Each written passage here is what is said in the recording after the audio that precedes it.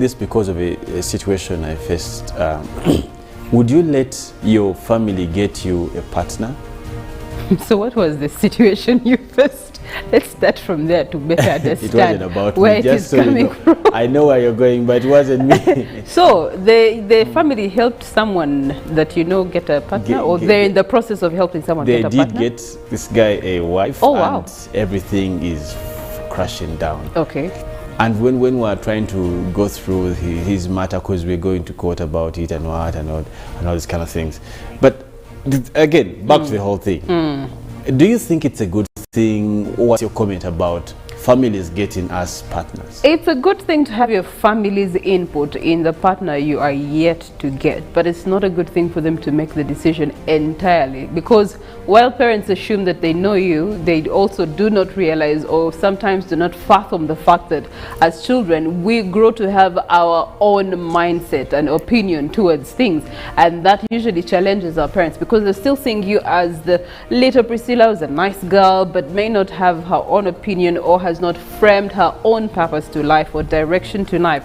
And so they will give you a partner in their perspective, through their lenses of how they see you. Now that usually challenges people, because then the person that they promised you to, or they are getting you, they're getting you for, is usually also getting you as a nice piece, a token, if we can say, a trophy, a reward, a partnership, a sealing of a deal, something like that. Hey. Yeah, so I wouldn't, in all honesty, I wouldn't. I would hear what they have to say in the relationships I'm in, the partners I may bring forth, but them deciding entirely, no, thank you. Chirabo Robert Nyonyi Ntono, Rob Chirabo at 345. It's Rob Chirabo.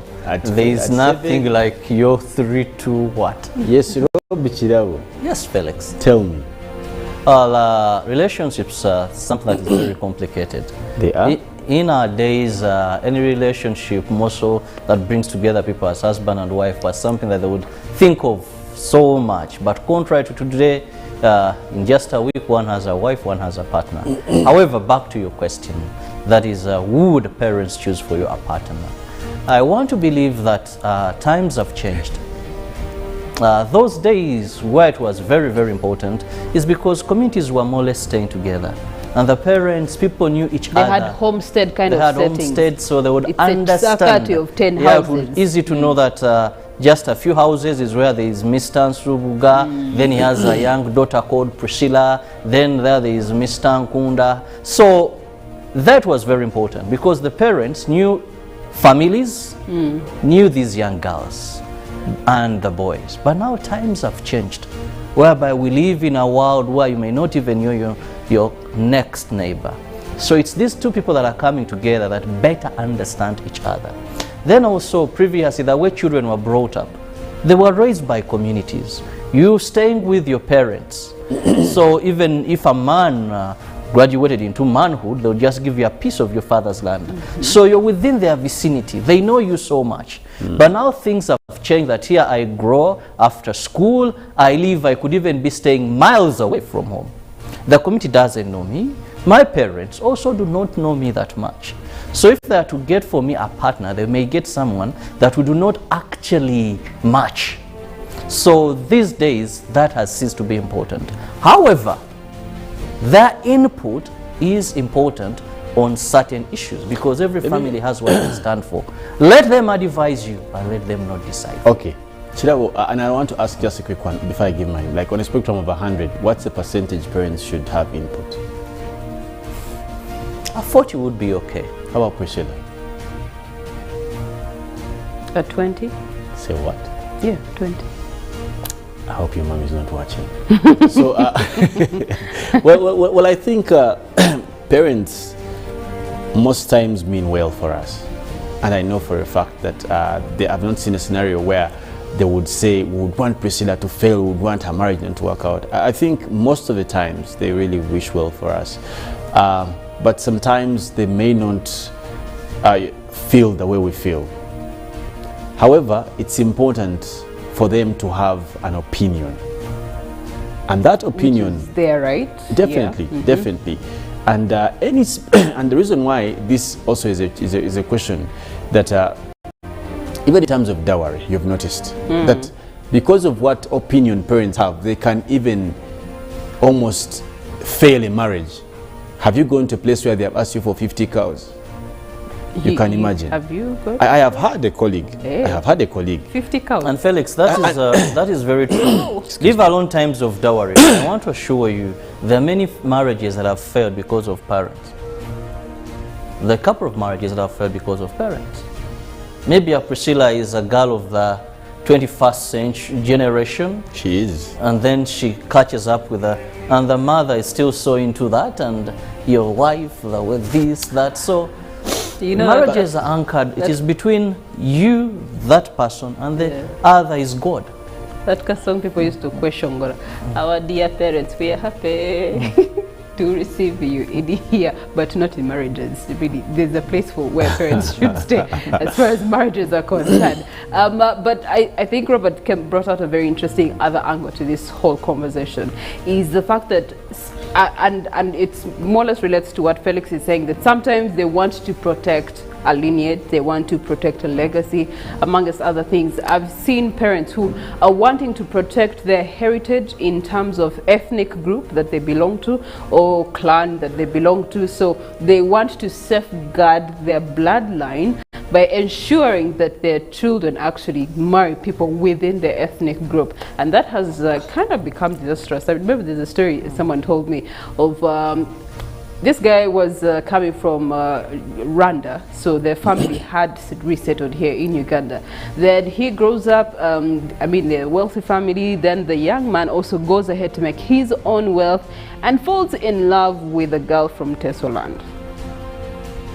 Now, the parents were, thinking, she will become an ex sooner or later. But together, they actually grew both in love and in business. They became partners, and they were gearing and preparing themselves towards getting married. No sooner had the mom gotten a hint that this boy could actually be very serious with this Iteso girl, she did something that was very peculiar. She went back to Rwanda and came back with a girl from Rwanda, took the girl to the boy's house and told her, this is where you're going to stay, this is your new home. Anyone else who comes in here, do not mind them, they don't belong to this house. So the boy comes back and is being told, okay, you have a visitor. Then they call him for a family meeting and tell him, so this is your potential wife, so just get to know each other before or while we are preparing for your wedding. I found it peculiar, but he decided to just go ahead with it. But trust you me, they clashed and clashed and clashed and clashed, because now the girl came in thinking, I'm coming into a wealthy family, so I can spend it the way I want it, I can drive any car I want, I can do anything, not knowing that unfortunately for her, the other actual girl in the picture had worked together with this guy, and that's what he wanted for a partner. He wanted someone that he can work with, he can build an empire with, not someone who's just going to be milking his empire all the time. Two things that are clear in this. Usually families have issues to do with ethnicity and religion. Yes. But there's also a very important saying that I've learned over time that actually is true. Sometimes these old wise men are indeed wise, that when you marry a woman, you marry the mother. I don't know if you've heard of that. When you get married to a man, you marry the father. So you have to be very conscious that most of the times you'll see traits in your partner, characters in your partner that are exactly in the mother. For any misunderstanding, she'll consult, of course, mommy. Mommy will either say, hey, you're a married woman, behave, or say, men are dogs, just continue. That's why the Baganda again put it in that saying, Oh, that's where it comes from. Yes, and anyway, something quite beautiful for us to discuss. Maybe also out there you can share with us some of your views in terms of this, but we know as a matter of fact that parents have been contributors to how families have made through, and maybe I want to employ my colleagues. Any of you has watched A Fireproof Marriage? You should go and watch the movie. Yes. It's called Fireproof, not Fireproof? Fireproof Marriage. Yes, it's called Well, I had Fireproof. the marriage, so as the post-producer of the movie. Oh, post-producer. Okay. No, but it's fireproof, right? Yes. Yeah, it's a very Yeah. nice movie Very that says a lot on how parents can mend broken marriages. For me, I think it is one of my best movies ever that has been watched. And of course, talking of marriages, one of the things, we don't know what your night was as a married couple, but one thing we know is ginger tea drink and hallelujah, turmeric drink are there for you to ensure that they boost your immune system. But also maybe a weekend was in one way or the other longer and you're struggling to make it work. Hallelujah, turmeric drink will help you fight that hangover, because we know there are some people that take that opaque bottle and at such a time maybe you're struggling to make it. Remember, it's a Monday, so just get yourself, hallelujah, a turmeric drink. It will do you very good. And of course, you're in a rainy season. You're going to have two rainy seasons. We have the March to May and the September to December. But amidst that, you must ensure that you boost your immune system. Speaking of rainy season, today, 3rd May, we're quite excited here in Good Morning Uganda. We shall be adding something new and spicy to the show. At 7:45, we shall be looking at not just weather, but weather and nature with Molen, who's joining us here on the Good Morning Uganda team. So that is something to look forward to. Also, you can catch up with us on our social media platforms on Twitter at UBC TV Uganda. Be able to follow the updates, also respond to the conversation that we have just had, as well as rewind it and first understand where we're coming from on Facebook, which is UBC TV, and then leave your comment right below there. And you can also stream live on our YouTube channel, which is UBC Television Uganda. Now, of course, it's been a long weekend, and I know that there's some stories that were captivating to you. Here is a recap of some of those stories. And we will begin by looking at protection of wildlife. That is, the Uganda Wildlife Authority has tightened security and taken full charge of rhinos at Ziwa Sanctuary in Nakasongola district in order to secure the rhinos at the sanctuary. The closure was triggered by the persistent misunderstanding between Ziwa rhino and wildlife ranches. The measure we took is in line with Uganda Wildlife Authority mandate of protecting wildlife resources in Uganda as per the Uganda Wildlife Act of 2019. Wildlife Authority increased and tightened the security at Ziwa Rhino Sanctuary after closing it from the public. No tourism activity is to be undertaken till further notice. It should be noted that the tightened security and closure was triggered by the persistent misunderstanding between Ziwa Rhino and wildlife ranches, the owners of the land where the rhinos are being bred, and Rhino Fund Uganda, a non-governmental organization that has been managing the rhinos at the sanctuary since 2005, were swung into action to avert the threat after realizing that conflict could compromise the safety of the rhinos as government engages the partners to find a lasting solution. The communications manager at WUA, Bashir Hangi, revealed that they took a visibility study to reintroduce rhinos back in the wild, and some parks were recommended. Over 17 years of the Lord's Resistance Army war in the northern Uganda left many individuals and families in trauma. The atrocities by the LRA soldiers left several war survivors with scars of death while living helpless lives with infections and less access to adequate treatment. Mukwaya David, of 45 years, a resident of Okuri Village and Naka Town Council in Noah District, was abducted by the LRA rebels in 1995. He is one of such victims who live horrible lives with no access to adequate health services. Muwaka, a parent of 5 children, is suffering from severe keloids after sustaining injuries of torture by the Koni rebels. He was abandoned by his wife, who divorced him, as his health conditions kept worsening. Most of the patients, such as him, need specialized medication that is not always readily available in most government facilities, and this calls for partnership with other development partners, as the Lira Hospital Principal Anesthetic Officer Dr. Okello Alex has explained. But thanks to Family Health Rights International, that is providing physical and psychosocial rehabilitation to LRA war survivors, 2 surgical camps have been organized at Lira Regional Hospital and Naka Hospital. Relatedly, regarding health, the Ministry of Health has clarified on government's decision to upgrade Health Center 2s across the country to Health Center 3s. The Minister of State for Health in charge of primary health care, Joyce Morikiu, said Health Center 3s offer more comprehensive services compared to Health Center 2s. Government recently made a decision to upgrade all Health Center 2s to Health Center 3s in phases. This financial year, 3,000 Health Center 2s have been approved to be upgraded to Health Center 3s. A Health Center 2 is found at a parish level and it runs an outpatient clinic treating common diseases like mild malaria and also offers basic antenatal services to expectant mothers. On the other hand, a Health Center 3 is found at sub-county level and is supposed to offer more comprehensive health services. Therefore, the question is, will Ugandans be served better with upgrading from Health Center 2s to Health Center 3s? But does also government have any plans to address the issues of understaffing, which are very low at these units? Another issue of concern which needs to be addressed as government implements the shift from Health Center 2s to Health Center 3s is the lack of required medical equipment. For the sector of education, the Assistant Commissioner, Ministry of Education and Sports in charge of instruction material, Simon Peter Otukei, has asked stakeholders in education to embrace the new O-level curriculum for better learning opportunities. Otukei was closing refresher training workshop for the rollout of lower secondary school in Nabingo Trinity College, which was aimed at preparing teachers for a rollout of the lower secondary curriculum. A curriculum specialist for business education at the National Curriculum Development Center, John Okumu, says the education competence-based curriculum is the way to go for modern learners. Okumu says the new curriculum will assist learners change the method of knowledge uptake through acquiring hands-on skills.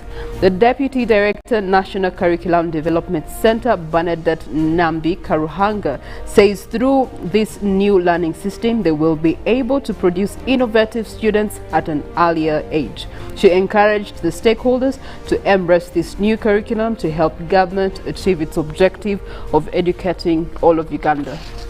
Well, as we still discuss issues of the new curriculum, we still take more regarding education, where pupils of Busima Primary School in Busima Sub-County, Bulisa District have been reportedly missing lessons over conflict that erupted between teachers and their parents. Parents have been accused of mistreating teachers, claiming that the District Service Commission has refused to give their own children jobs who are also qualified. Bulisa District officials have expressed bitterness over local residents who are harassing teachers over job opportunities. Joseph Wafula is a jobless qualified primary teacher volunteering at Busima Seed School since 2015. He claims that his papers are ever removed from the shortlist after applying for a job. However, the District Education Officer Harriet Mwesije said all jobs are given on merit.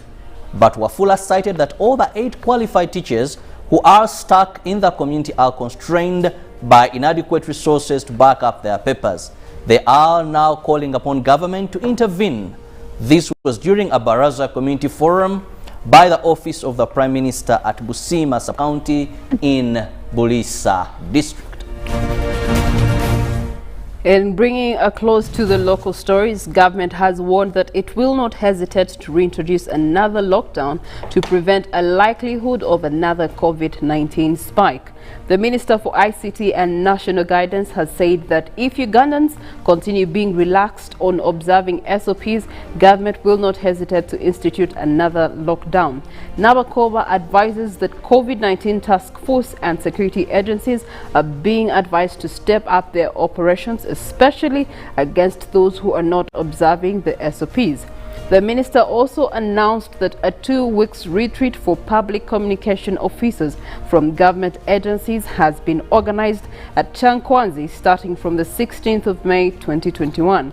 The minister also said that as the media fraternity heads for the commemoration of the International Press Freedom Day, which is today, government continues to associate itself with the protection and support of the media. This year's World Press Freedom Day will be marked under the theme Information as a Public Good, as a salute to the role played by media. Interesting stories there, Priscilla. Also a threat of another law. lockdown, should Ugandans not adhere to actually the standard operating procedures? Look at what is happening in India, oh God. Yes, speaking of India, it's been noted, of course, when it comes to people who are traveling back and forth, we will not be having Indians coming into the country. If they come into the country, very stringent ways have been put in place to actually control. They will be going through serious quarantining, and unless you are a national coming in from India, will you be allowed into the country?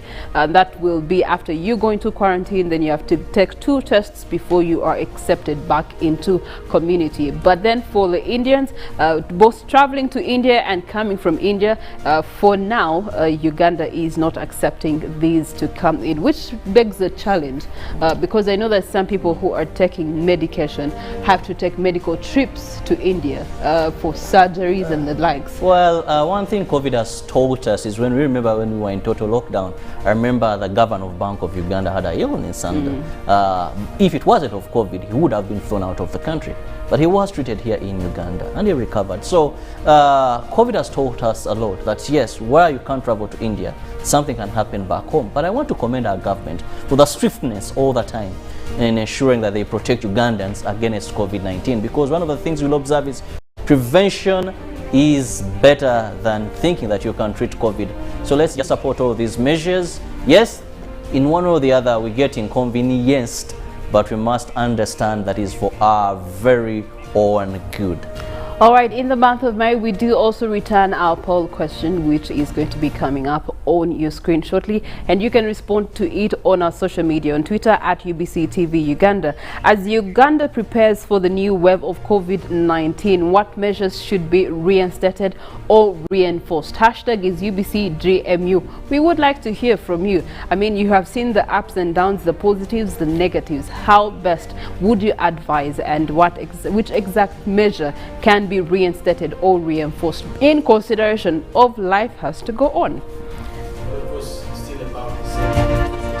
From there, now in our international stories, India elections, where we see Modi party defeated in West Bengal battleground, but of course again amidst great uprisings in COVID-19 numbers.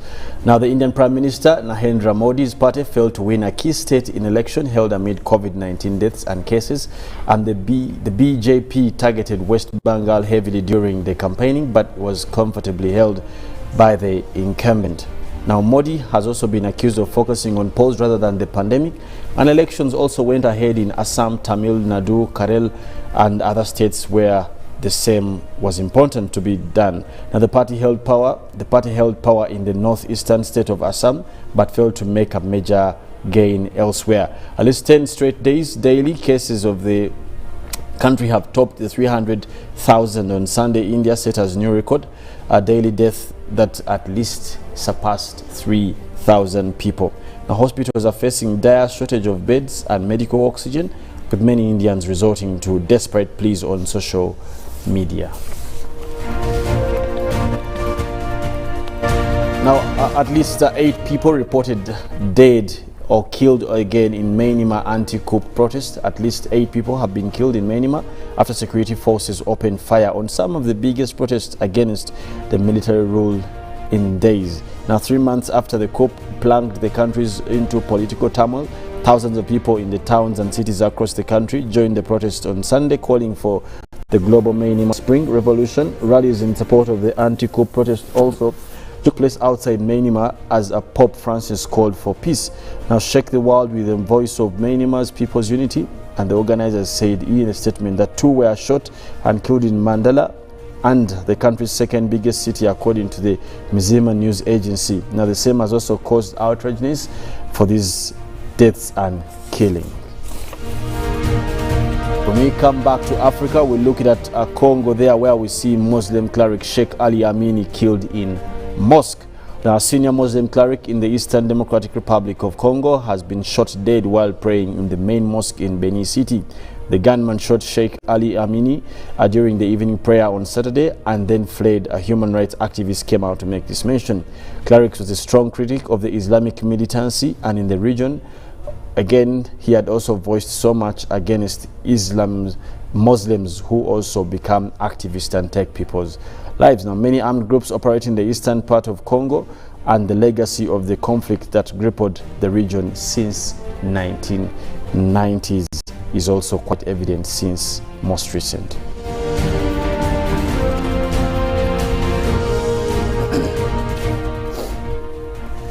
Well, again, sad, the kind of news we see happening all around the world. We see what's happening in India. It's quite tear-breaking. I must say, if you've been able to follow some of these stories on how even they have failed to get places where to criminate these bodies, it's very sad and painful. These are brothers. No wonder we must say there's that song of the US to Africa, and then of course they did that version, then US to Haiti, that speaks about how we must be as a world together. There's so much. India has been good to some of these countries. In fact, if I'm not mistaken, the doses we are using here must have been donations from India, you can imagine. So let us pray for this country. You can imagine losing 3,000 people in one day. 3,000. You count 1, 300, 200, 1,000, 1,500, 200, and then 3,638 in just one day. It's painful, it's sad. It's news for us because we are far from it, and maybe that should give us more reason to thank God for everything we are and everything we are not. It's important. But anyway, from that, we have our poll question. Again, how may government react or reinstate for some of the most threatening coming? How can Uganda, as Uganda prepares for the new wave of COVID-19, what measures should be reinstated or reinforced? Please share with us your comment, your ideas, as you've heard also the minister talking about a second wave of the lockdown and all these things. Maybe we can avoid the lockdown, because clearly you remember the effects, by trying to share some of these ideas. Importantly, maybe also to just bring in something quite interesting, Robert and Priscilla. The weekend is done. Today is Monday. There's something they call Monday blues. So the weekend had a couple of things. We don't forget that we had Labor Day celebrations. Yeah. That was on Saturday, where His Excellency talked so much regarding people that were craving to open up. And he said, unless we've at least immunized 5 million or 7 million Ugandans with a COVID-19 vaccination, then you can talk about lifting, but also the wave. So regarding something in relation to our poll question, there's something that the president hinted on that, which is really not yet there. For those that are so eager to have. As we prepare to get there, we will take a break also and have our song for the day. But when we come back, Robert, me and Priscilla will be looking at today being one of those days we celebrate in terms of journalism as a practice, as a profession, and as much as we face as today being World Press Freedom's Day, if I'm not mistaken. Let's take a break, have our song for the day. When we come back, we will dive into that.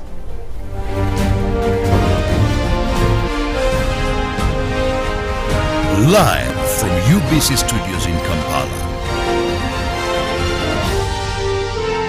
This is Good Morning Uganda. Pick of the day on UBC, brought to you by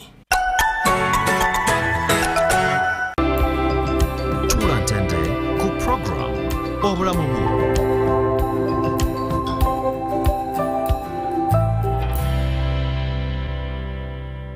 was brought to you by No one should stop you from finishing what's yours. That's why MTN gives you data bundles that don't expire.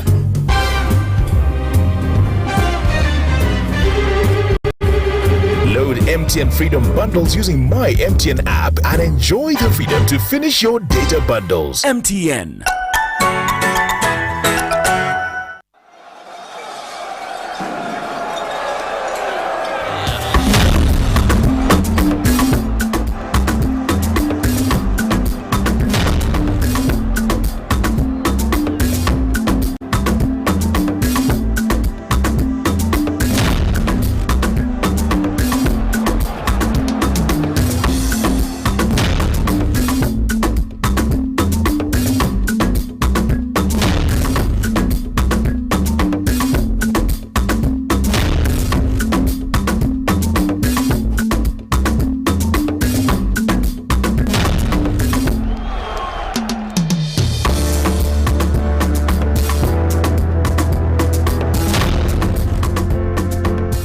That's their way of stopping HIV.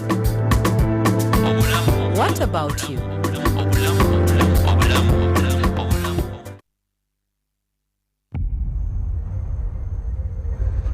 What does it mean to be closer together? It's taking the last bus home for a surprise visit. Closer together is strangers finding a connection.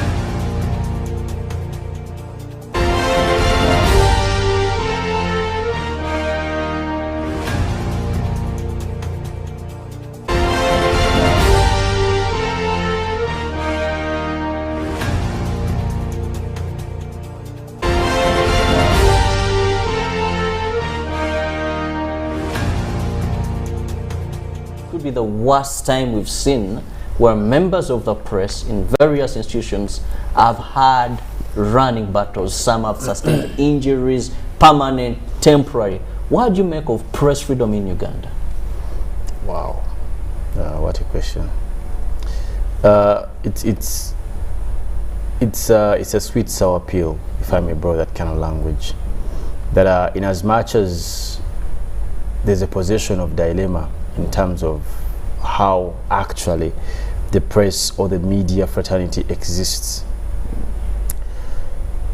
that alone would be the beginning of the evidence of how there is not much of that, and I want to be very honest and on record.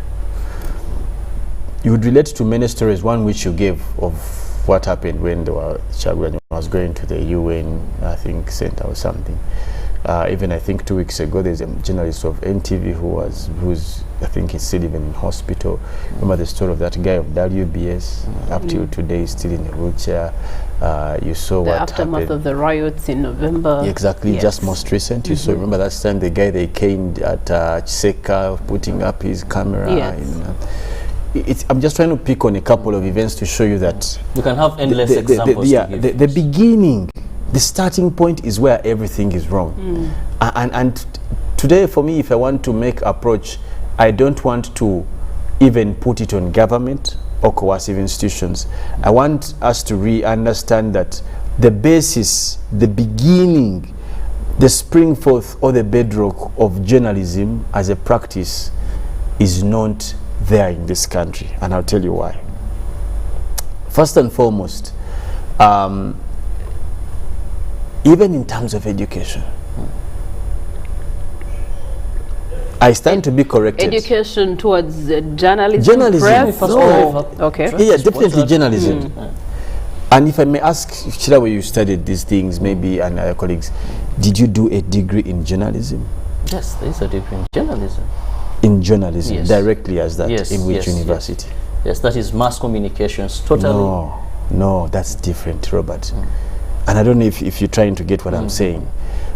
A degree, a bachelor's degree in journalism, not in mass communication. Those are different things. Because when you do mass communication, there's IT, there's what. Just like I go and do a bachelor's degree in law, a bachelor's in medicine.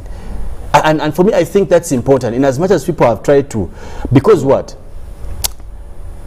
For example, look at the practice of journalism. Journalism and mass communication. Journalism and mass communication. But if you know what things you studied, the course units you did. Yes, there's so much of. Actually, when you look at the course units, there is reporting. It's basically more of journalism. So everyone who does mass communication becomes a journalist? Maybe I should put the question that way. Not really. So now you understand what I'm trying to say. That's the beginning. That's the first injustice that is happening to media or to you people, the journalists. That's the first injustice. That means journalism is not a profession. I don't know if you get the point. It has not been professionalized to that level. It is not. Because that's where it should start. If you want to talk about WordPress, they are beating, that should be the first thing for us to discuss. Because if we discuss that and have something tailor-made, because now journalism has grown. Earlier it was fused with mass comm because it hadn't grown up to this now point. We have a whole school. We have of school. we should be able to have a direct degree of journalism. You have reporting, you have anchoring, you have camera, you have everything. I think for me that's a starting point as we celebrate such days, because that's where the problem comes in. And I want to challenge you, and not that I'm trying to be segregative or proud and what. How many times have you had professional bodies, like for example doctors, have such of this kind of confrontation? Not that they have not been there. Because they Let's do look have at professions like lawyers, because they have a law council, a law society. They have protection bodies yes, around them. they have. Maybe also Felix. Just a moment, Robert. Not to the divert. journalists, Okay. they have media council. Yes. And I was coming to that. But you have been to the media center, you have the media council, you've been to those places. Is the media center for journalists? Definitely not. Shouldn't it be?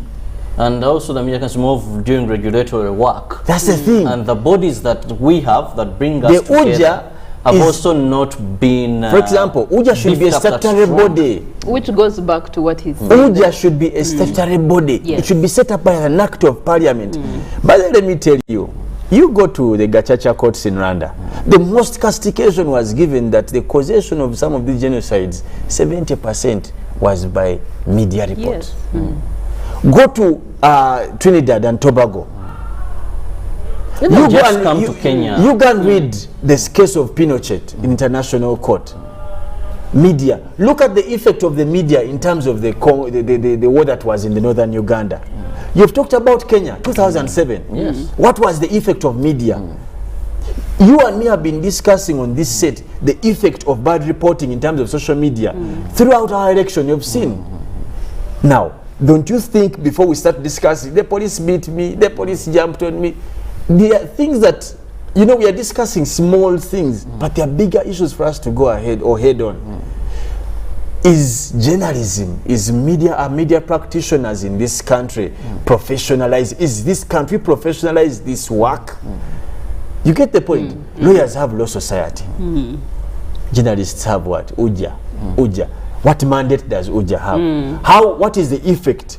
Can it take on government away from things of saying we are going to strike? We want to report you. Actually, today the journalists are relying more on Uganda Human Rights Network for journalists, more than a professional body that brings together. How many cases have they closed and they are prosecuted and closed? Actually, they have 174 cases. How many of them have they tried None. and seen None.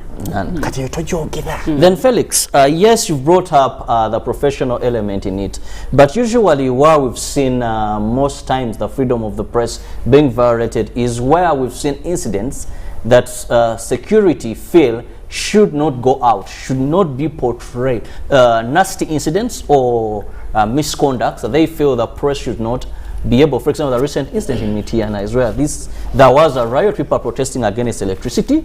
And you know what happened? These guys start trying to tell the world that, hey, what is happening here? People are rioting because they've had 3 weeks or 2 weeks without electricity. So here security comes in, warps them, some gadgets are damaged. I think, Robert, for me, who should decide that?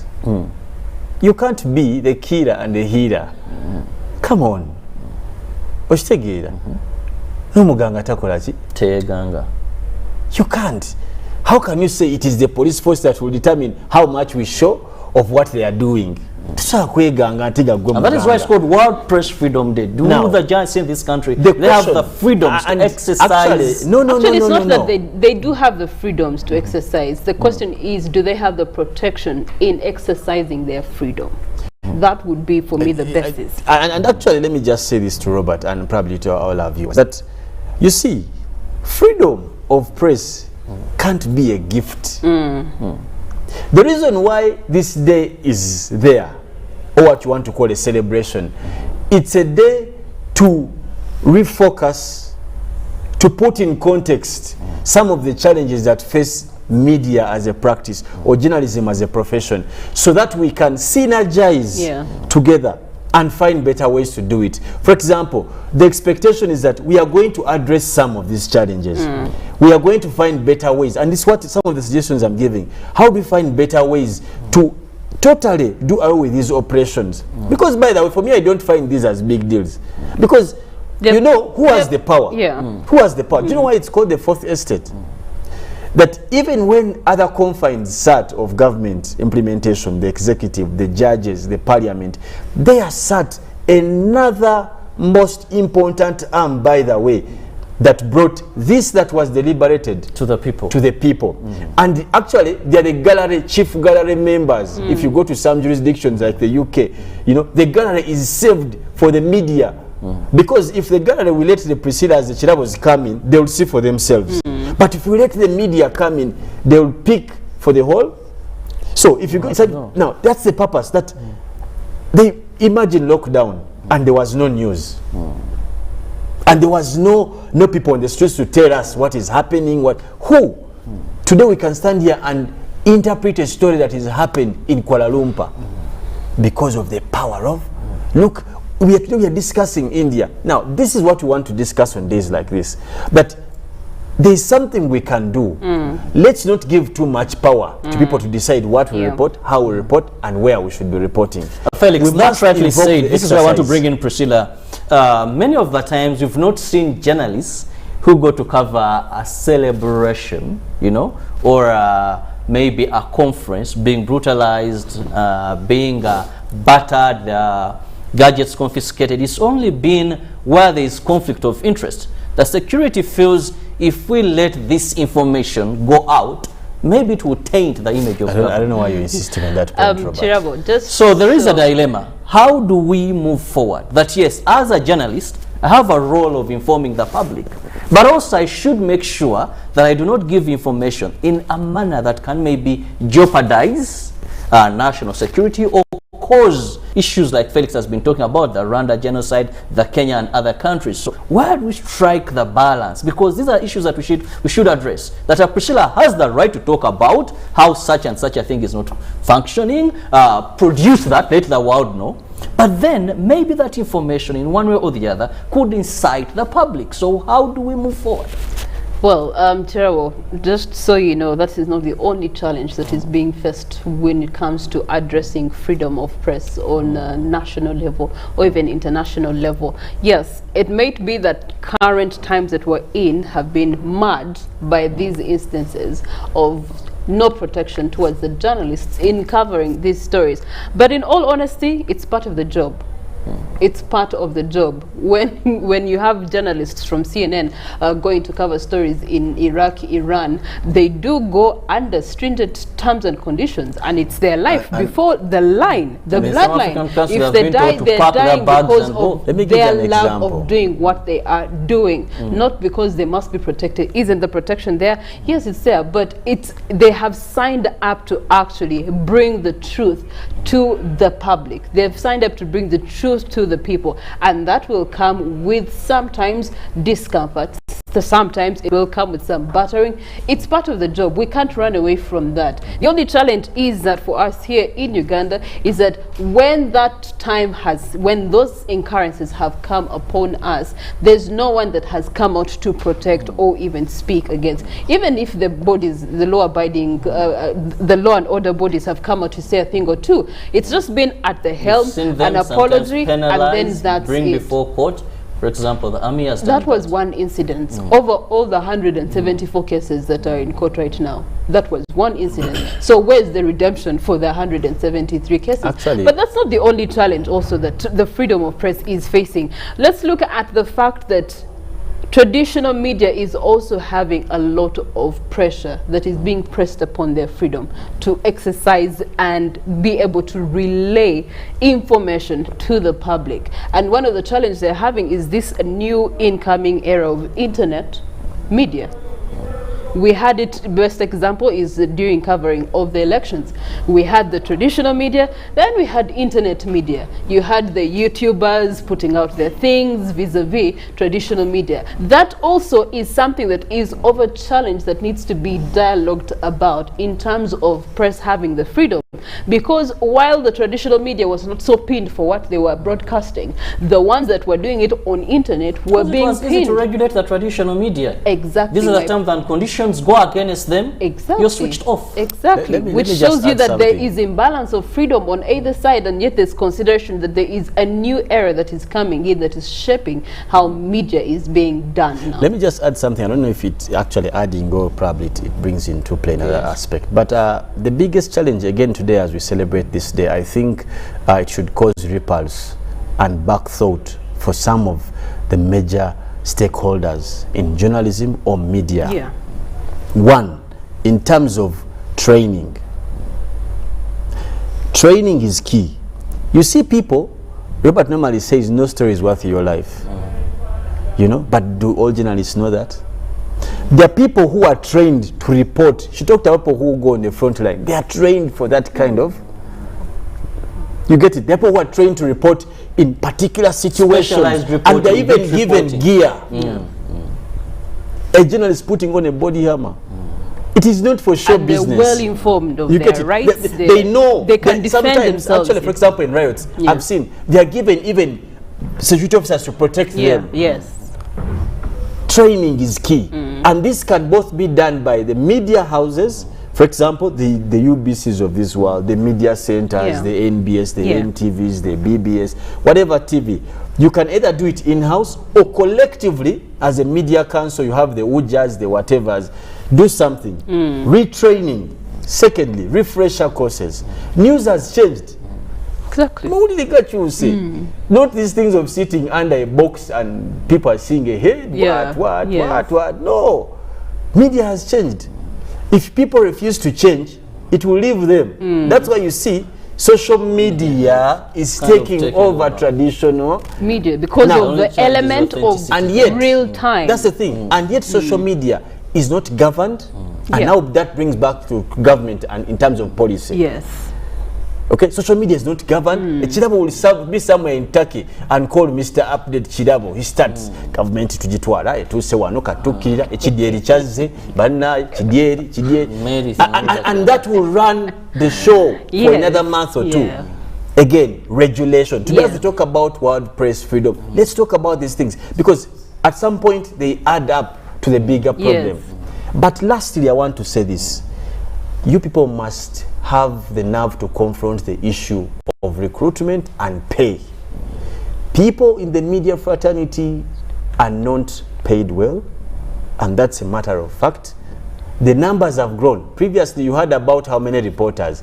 You had 7, 10, 28, and they were known that UBC has, UTV actually had, but now you have over thousands. How are you preparing for them? You meet, if you've met a reporter in the field, you'll cry. Some of them, not all of them, but some of them, for us who are always on some of these, you see someone, neka camera. Now, that's why you get biased stories. Chirabo gives her a 20,000 or him, and they cannot report against Chirabo. Katugenda kufuna a story that makes sense. You're not going to get news. You're going to get tabloid news. You're going to get information. Exactly. Yes. So I think as we discuss this day, it's important to have the nerve to confront the most sore issues away from no. Well, some of the conversations that are going to be in dialogue today, there's steps to ensure the economic viability of news media, something that I believe Felix is highlighting, mechanisms for ensuring transparency of internet companies, the internet, the social media that has grown rapidly in the past 12 months. Then you also have enhancement of media and information literacy and trainings that have been mentioned, capacities that enable people to recognize and value. There's recognition, but also understanding the value. While this person is in line, while this person is reporting, do they understand the value that they're bringing to this reporting? Also, do, you know, other stakeholders understand the value of the presence of media in the different entities? So as well as defending and clearing the demand for journalism as a vital part of information in the public sector. So at the end of the day, it all is crowned up with information as a public good, something that will be it's the theme for this year's celebration. So as we celebrate World Press Freedom Day, we're just also reminding you that we are having an invitation here, the Media Council of Uganda, in partnership with the Uganda Media Sector Working Group and Uganda Broadcasting Corporation, are marking the World Press Freedom Day in Uganda today, and it's going to be under the theme, the future of information as a public good in Uganda. And so the concept note and the program are all going to be shared, I'm pretty sure, with your different media groups, but we're having the celebrations right here at 2 p.m. and they're going to be hosted at the Uganda Broadcasting Corporation grounds. So dear press, you're most welcome for this event. A very interesting event that you shouldn't miss, any member of the media, but it's upon invitation. Well, as we wind up this, we must also remember that the journalist you see is just a messenger taking the story. They're just telling you what happened. However, it's also important. There's a Uganda saying, Robert, just said that. Let me first drive this one. That the message you take, you must be very conscious of the information you're going to give out. Remember, anyone who went to a journalism school, any information that jeopardizes national security is something that you should not give out. how the Let's journalists... What avoid does the this saying excitement that is happening. Let me, the saying says, Chiso Chambuzi. Chilekelero mubazi, I don't know, something like that. So it's in relation to what he's saying that... Don't prosecute the messenger. So you... The good news is that we're going to be having the celebrations at 2 p.m. So we shall be giving you a broadcast of that here on UBC. But just to let you know that the weather has been changing a lot. If you've been noticing for the last 2 years, you used to expect rains in January, then you didn't see them for 2 years in January. And so the climate has changed, nature has changed, environment has changed. And this is something that we shall be bringing press enlightenment to here on Good Morning Uganda with our new segment, which is weather and nature coming up. Well, I'm very interested to see Molly, but there is one thing also I love to understand that she will tell us. There is of late this big term, global warming. Global Warming, then climate Global change. Climate change. So this is something that I want her to explain to us. You know, I've seen so many programs, so many vehicles. But I think has been around for the last, I think, 15 years. So there's so much we are giving to it. And of course, you remember the like Priscilla Sustainable said, we are Development seeing, Goals? Weather patterns changing, where we used to know that March, May, please farmers here in Uganda, we have two rainy seasons. We have the March to May. So you know, if I'm a farmer, I'm going to plant. Then we have the September to December.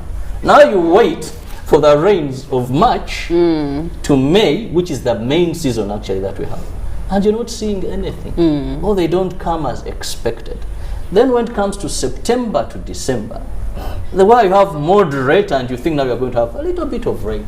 You know what happens? It showers like nothing. So there are some of the complications that our poor farmer will save seeds. They're not complications, Cheryl. They are changes. But They you are know, global environmental I think the world changes has that moved we away have from those need to things, though. recognize.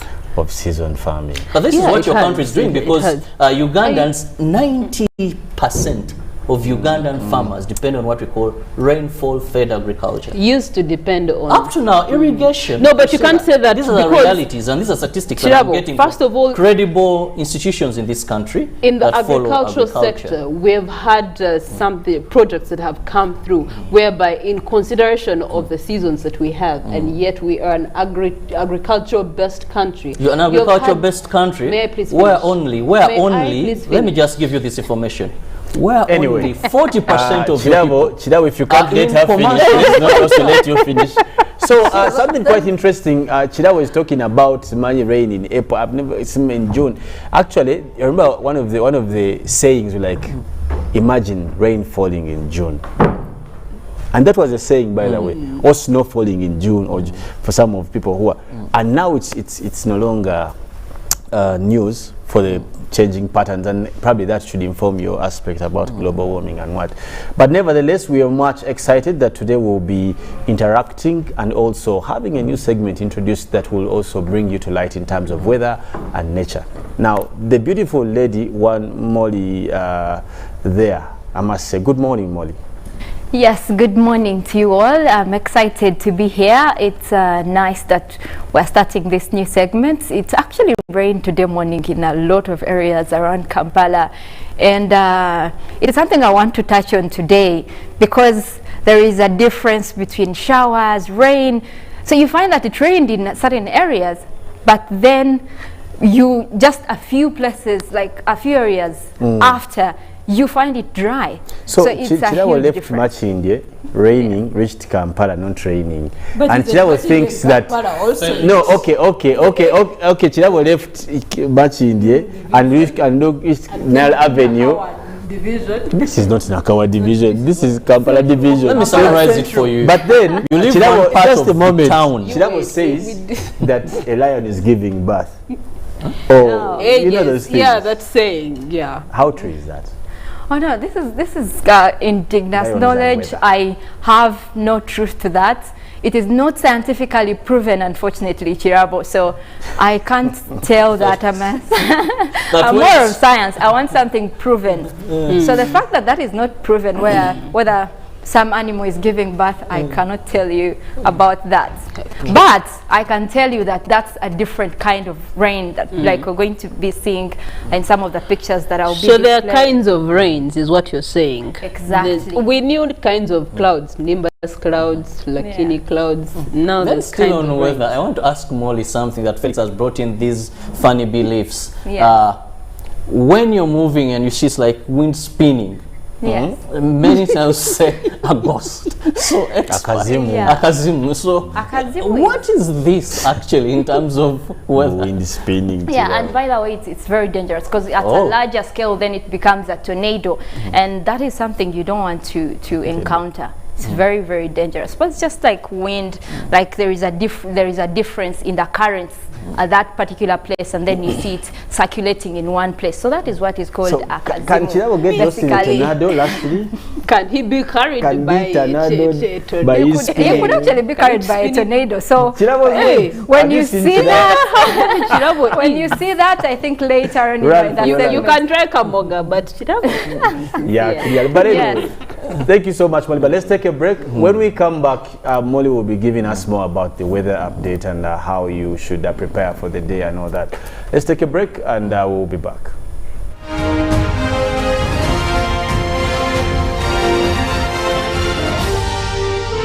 This is Good Morning Uganda. Has anyone seen Bob? Over here! How did you get in there? With my Airtel Money MasterCard. But you don't even have a bank account. Well, it's not a card, it's virtual, so no plastic, and it's safer. But what are you doing there? I want to buy Nancy a birthday gift, book my flight tickets, renew my Big Click subscription, and order shipments. The Airtel Money MasterCard. It's not a card, but works just like one. Get one on the Airtel Money menu on your phone.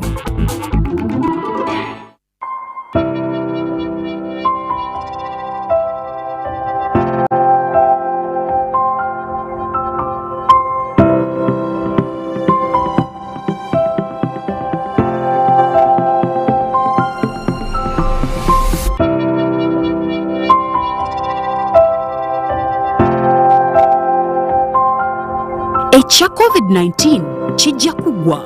If we get vaccinated now, observe social distancing, wear masks properly, sanitize or wash our hands with soap and water regularly. Together we can defeat this enemy.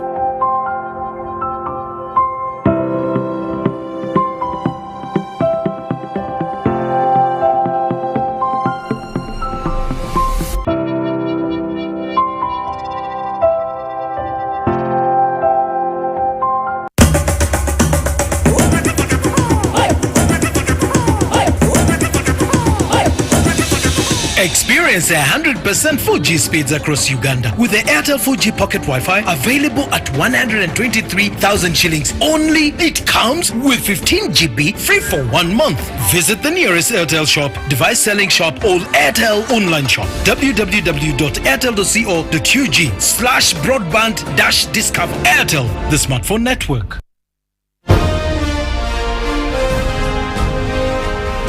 Live from UBC Studios in Kampala.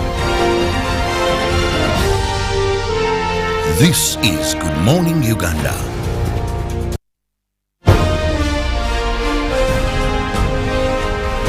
Live from UBC Studios in Kampala. This is Good Morning Uganda.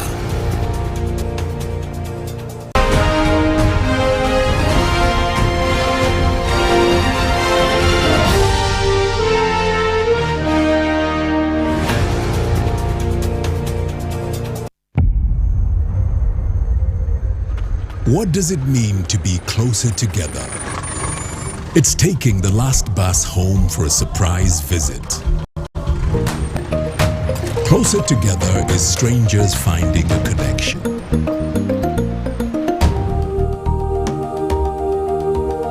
It's bringing home something much more than a box. It's the warmth of home, or the beginning of something new. There's magic in sharing the things that we love, because it's those things that bring us close together.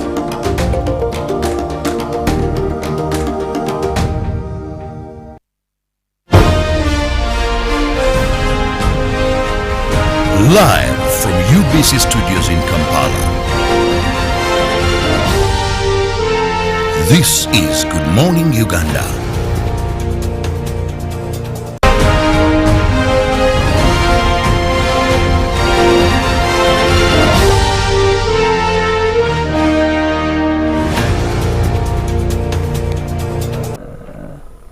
Don't miss this lovely show because we ensure that you're well versed with what is happening and updated of the events that are happening. It's time we look at some of the papers and what are some of those catchy stories in today's dailies. I have the New Vision and a very big headline there, NSSF midterm access, Museveni to meet workers. That is a very big headline of the New Vision, explains why he did not sign the NSSF bill into law. Still in the New Vision, we look at why Mulago Hospital renovation has stalled. That is, members of parliament have learnt that the Rocco Construction Company, the main contractor, hired to renovate Mulago National Referral Hospital and transform it into a specialized facility, abandoned the project. So the New Vision gives you more. Then private schools ordered off police land. Still in the New Vision, Parliament to pay 13 billion for extra office space. 13 billion for extra office space. Still in the New Vision, we look at President launches action plan to end child labor. Remember, Saturday was that is International Labor Day, and celebrations were held at State House, and His Excellency there launched that is the action plan to end child labor in this country. Then willingness, laugh your way to health. They give you more stories, but don't forget, still the New Vision brings you job opportunities and tenders. Over 250 are there for you in areas, offers in War Child Land. Then Total has jobs there for you. That is Total E and P there. Then raising, so much is there for you in the New Vision. So at least there is more you can get, but Felix has more regarding also the Daily Monitor. Drivers and of course music therapy for autistic children. Now MPs ignore Museveni and go ahead to vote for 420 billion for trips. Wow. Okay. Now officers moved ahead of President's swearing in, and we're looking at ASP Patrick Okema, to Choga, SSP Ibrahim Saiga to Rizi, SP Diana Nandaula to Chira, and of course ASP Timothy Ndaula to Buheju, ASP Samson Lubega to Huko, and so many more for you to get. Yeah, the papers now. Bobby rallies opposition for fresh reform fights, and government recalls retired doctors to teach medical students. Now, why Justice Musene went for forced leave? There where we saw the principal judge, that is Flavia Zaija, who came out to make mention that Masalu Musene would go for leave. Of course, inside there, India records highest COVID-19 deaths, and the same is, that is about 3,689 people had died within the past 24 hours. Now, Parliament passes tax on fuel and internet, but also from the archives, the then district administrator, that of Kampala, Mr. Charles Owo, immunizes a baby in Kawempe division during the launch of polio immunization campaign sponsored by Kampala North Rotary Club. That is in 1990. Now, of course, today also in history, new Japanese constitution effected. That was in May 3rd, 1947. And also again, Italy's greatest philosopher born. That is in 1469. Wow. And that would be Machiavelli. Wow. If you've heard people talking about the Machiavelli principles. In the New Vision, we have a picture there of a troupe performing. That is the Nkoba Zambogo dance troupe that is entertaining parents and graduates. That is at the 17th graduation ceremony of Kampala University, that is Gaba. And still the segment, Know Your Member of Parliament. Today, who have they brought you? They bring Mary Begumisa, that is Zimbabwe District Woman Member of Parliament. Also Prosi Aka Mpurira, that is Rwanda District Woman Member of Parliament. And Adeke, Soroti District Woman Member of Parliament. Let's look at history. It was on this very date, the 3rd of May, the year 1993, when gunmen robbed 40 million from UCB branch, that is Uganda Commercial Bank, industrial area branch was robbed, and over 40 million by heavily armed thugs who included a woman. Sources said the Dairy Corporation had just taken in the weekend collection of about 32 million, of which the thugs robbed 30. They took about 7.5 million belonging to the bank and 45,000, that is from an elderly man, and an unknown amount from various customers who had gone to bank their money. Still on the same date, the 3rd of May, the year 1993, Kenyans defy order to strike. That is, Kenya's first general strike appeared to have failed after the government declared it illegal and detained the head of the Central Organization of Trade Unions, Kotu State Radio Station. Most workers defied the orders to stay at home and also made the demands they wanted, so it didn't work out. Looking at COVID-19 statistics, we'll look at Uganda. The death toll today will stand at 342 people that have succumbed to COVID-19. Our neighbors, that is in Rwanda, 335. Coming to Kenya, 2,744. While South Sudan, 115 people have succumbed to COVID-19. Well, of course, in sports, in the Daily Monitor, now swimmers handed chance to Olympics, and of course, Giants keep league and cup double hopes alive. Now, Mr. Kampala losers refuse to concede, and of course, Hamilton in seamless drive to Portuguese GP. Now, evenly poisoned playoffs as that is a female soccer league goes on and reaches business end. Now, Cobb's Pirates soar to set up Navy climax. Now, Wundi calls for patience as gutless power falls to Oilers. And of course, now talent too big for KJT as Fasto League season takes off. In the New Vision Sports, they bring you It's Time to Fight, match fixing. Why is that? That is, the Ugandan football is facing a cancer of match fixing, which one comes out, UPL boss says, that is Bernard Bainani says it's time to fix and fight this issue of match fixing. Also Express FC, Bronze URA. But these and more, Ruben Pima Kasela Chibirango will be here to take you through. Felix, one of our interesting stories is troops. Members of Parliament, when they came to that resolution, His Excellency, even in they said, that is something we shall discuss later. What is the secret in trips from members of Parliament? I think that's Jago Malo. I don't know. That's pretty Malo babi anfuna. Again, Malo. That's Malo. What excites you? Benchmarking is important. Anyway, you asked my opinion. Me, I think Malo. They have Malo. Well, I don't know what Priscilla's opinion is. Could be or edible later, but we need to know what government must do, because a lot of money is put aside for members of Parliament to just travel, benchmarks, doing conferences. But we'll return and we'll be giving you more information that you need to know as we spice up your morning. Good morning.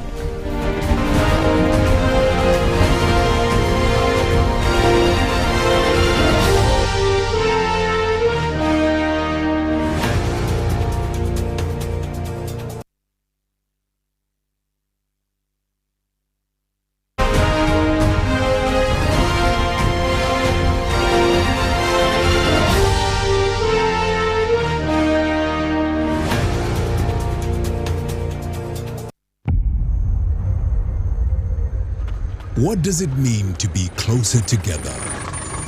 It's taking the last bus home for a surprise visit. Closer together is strangers finding a connection.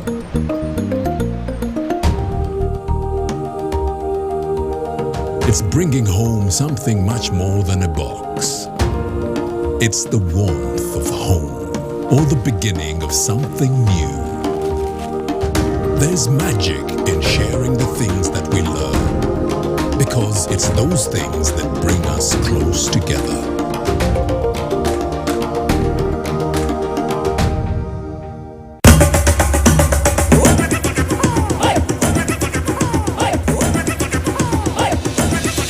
Experience Experience 100% 4G speeds across Uganda with the Airtel 4G Pocket Wi-Fi available at 123,000 shillings only. It comes with 15 GB free for 1 month. Visit the nearest Airtel shop, device selling shop or Airtel online shop. www.airtel.co.ug/broadband-discover. Airtel, the smartphone network.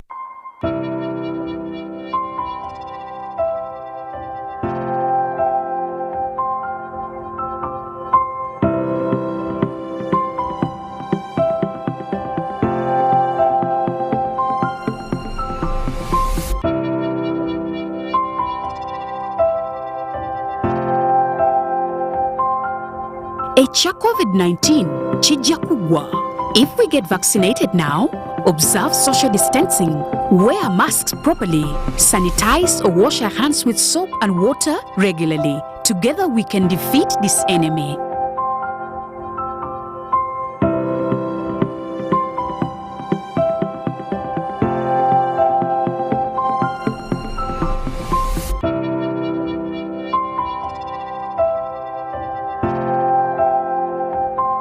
Has anyone seen Bob? Over here. How did you get in there? With my Airtel Money MasterCard. But you don't even have a bank account. Well, it's not a card. It's virtual, so no plastic. And it's safer. But what are you doing there? I want to buy Nancy a birthday gift, book my flight tickets, renew my Big Click subscription, and order shipments. The Airtel Money MasterCard. It's not a card, but works just like one. Get one on the Airtel Money menu on your phone.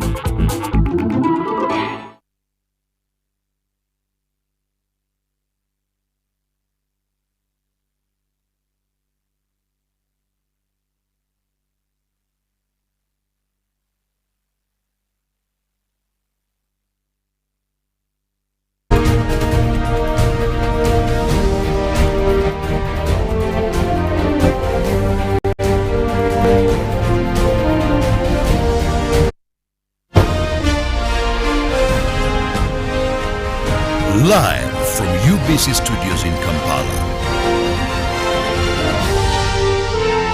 This is Good Morning Uganda.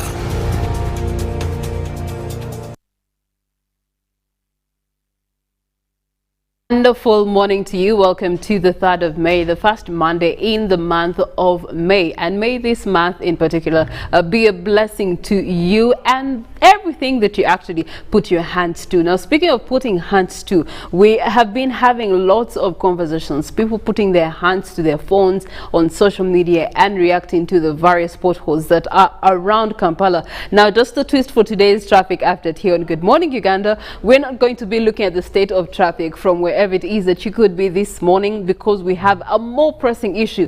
Just most recently, not even over a month, when we had repair works done on the ring road around Ruviri, and now as I speak, that very same repairing work has gone to west because the potholes are back again in just under a month.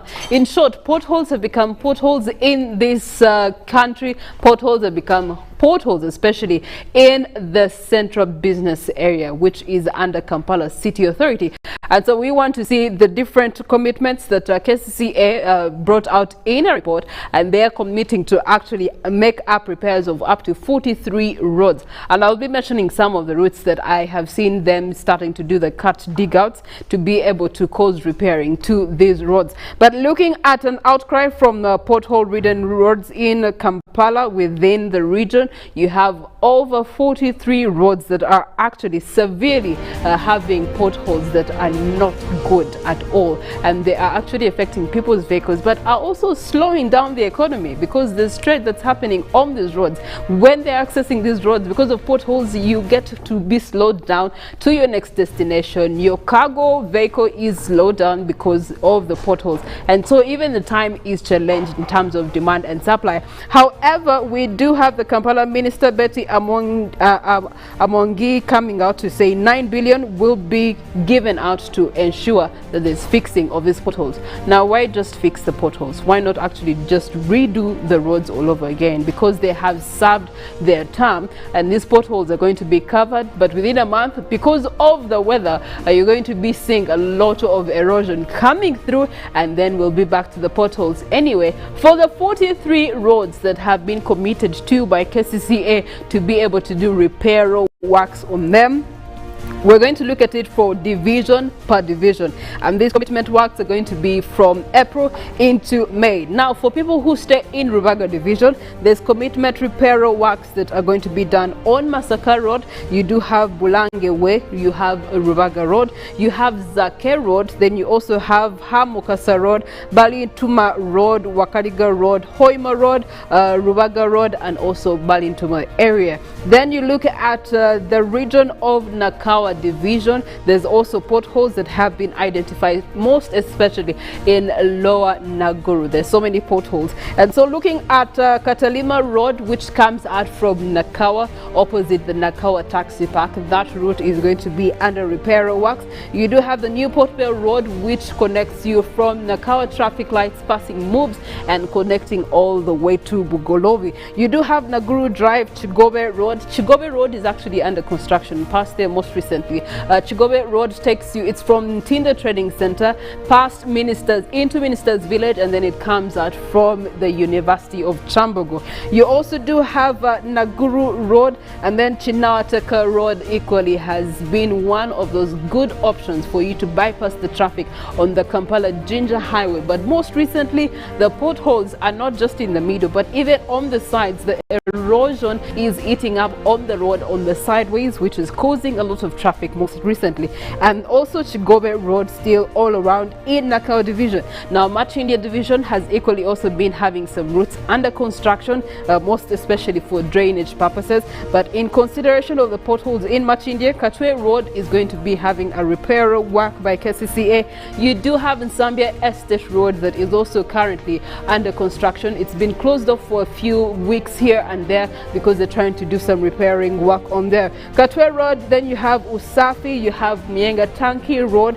In Machindia and Sambia Estate, you have Namasore Road, and then Gaba Road, as well as Ochala Close. And then in Kawempe division, they have also not forgotten you people in Kawempe. Sir Apollo Kagwa Road 2 is going to have some works done on it. Nkezi Road, Bombo Road, you have Alice Kagwa Road, you have Sir Apollo, you have Dwali Road equally, and Naweru Road is also going to have some repair works coming through. And for the central business area of Kampala, Martin Road, Old Kampala Ring Road is also going to be worked on. Gaddafi Road that also had potholes, they repaired them somewhere in lockdown, and then the potholes are back again. You have Boundary Close, Kasuzi Road, Kampala Road, Bombo Road, that is from Wandegea all the way to Kampala Road at the KCC area square. Then you also do have the Sir Apollo Road, that is from Bakery up to Makere Hill Road. That connecting route there is also going to be under construction. So please note that it's also rainy weather, and when they do the cuts on the potholes with the roads, you have to be extra careful. Otherwise, the tires of your vehicle can easily be cut by these changes. Please note these changes and make sure that you then understand why you're seeing so many cuts. I have seen cuts on Chagwe Road going up to Nakasero. There's so many cuts there, so please, if you're using this route as a daily connecting route, you be considerate of that, especially when the rains come down. Now, speaking of the rains coming down, I never knew that there's a difference between rain and showers. I thought showers was like a .com version of you saying, oh, it rained. No, it showered. Apparently, with Molen here with us on our new segment of weather and nature, she's yet to make us understand the difference between rain and showers. Yes, indeed.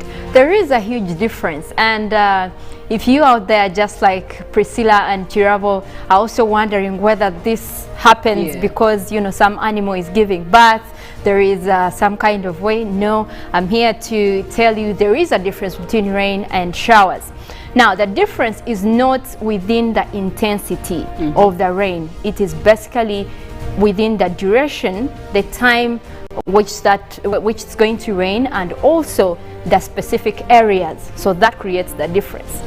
Now, first of all, let's look at what showers are. Like you'll be seeing from the images of the clouds. Now, showers fall from a different kind of clouds, and those are basically cumulus clouds, and also rain falls from a different kind of clouds, and those are mostly stratus clouds. So when you see, these are easy to notice. When you look outside the window, you can see the puffy, bulky kind of clouds.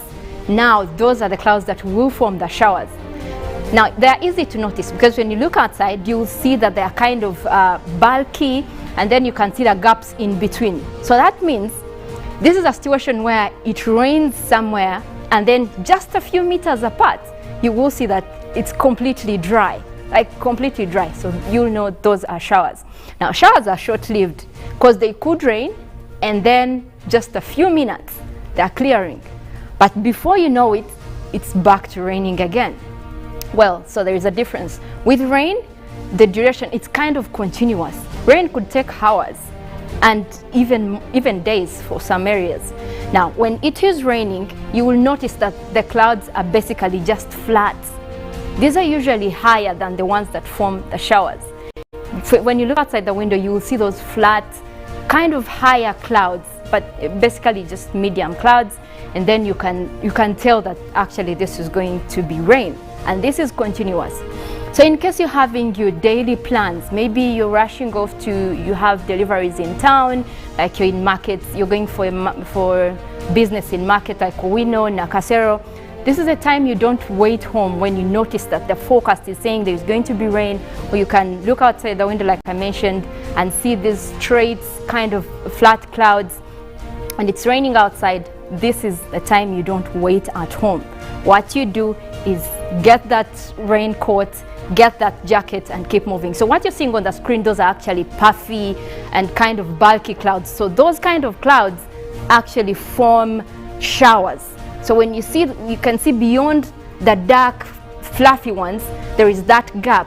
So in the next area, it's completely dry because you can see just where the dark clouds are, it's where it would be, the rain would be coming from, but then just after.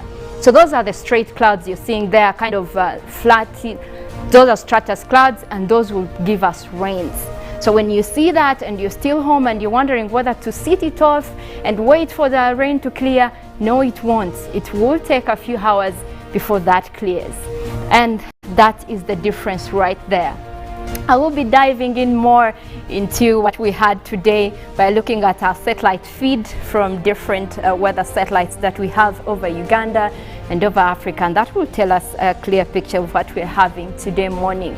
So what you're seeing also, those are also a kind of cumuliform clouds that will be giving us showers. If you see those clouds outside, know that those are showers. Those could just drop out of anywhere and it will be raining, but then next to that, in the an area closer to what you're seeing in your place, it could be actually dry. So with showers, you don't just also sit back and like it's going to clear, because basically in the next area it could be actually dry.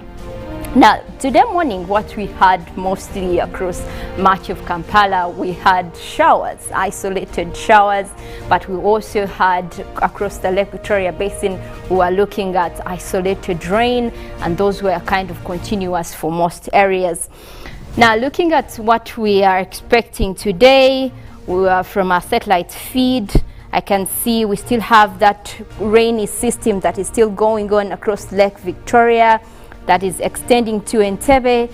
Your day is going to be filled with that kind of cloudy weather, but still having those kind of cloudy and rainy conditions from the satellite. What I'm seeing here, we also have some of those isolated rain across the Choga region, areas of Lira. It's cloudy and most likely will be giving us rains across that area. I'm also seeing more clouds developing across the central north, that is Gulu, we have Kitgum. So those areas are cloudy even as we speak now, and rains could be coming in through as the day goes on. We also have some of the rains coming in to parts of Alero, Nyoya, Anaka, Amuru. Those are the areas that are kind of cloudy right now, and rains are involved in those clouds, as I can see from the satellites here. We also have most areas still across the country we'll be having that kind of sunny intervals where we are looking at a sunny and cloudy together. Now this morning, that is what we're expecting for Busia, Tororo and also Uganda in the morning. Mostly isolated rain. Temperatures will be going up to 25 degrees Celsius. You will feel like it's a normal morning for you.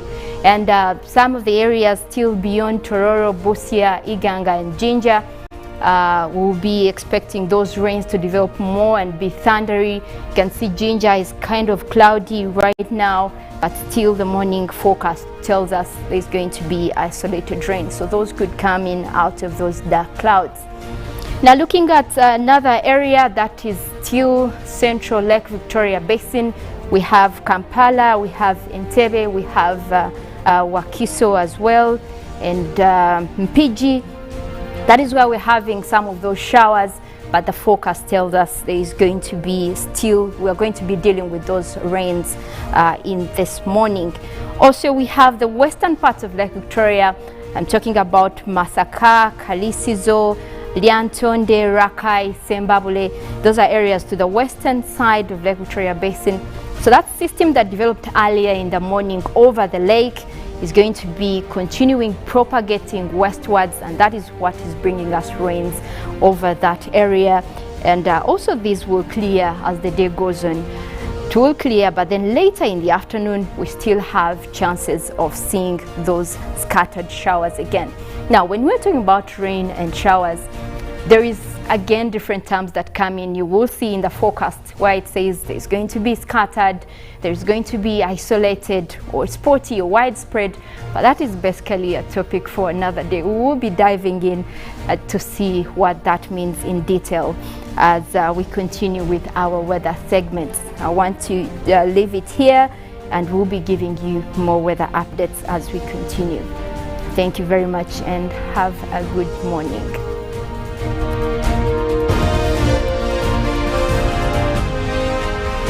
Live from UBC Studios in Kampala.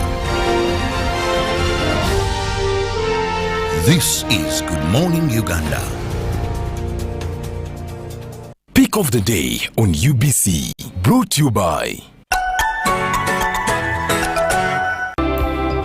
Tulantende ku program obulamu bwo.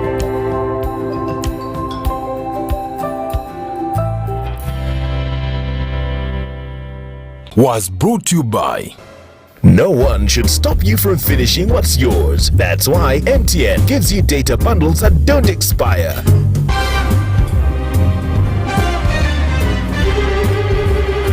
Load MTN Freedom bundles using My MTN app and enjoy the freedom to finish your data bundles. MTN.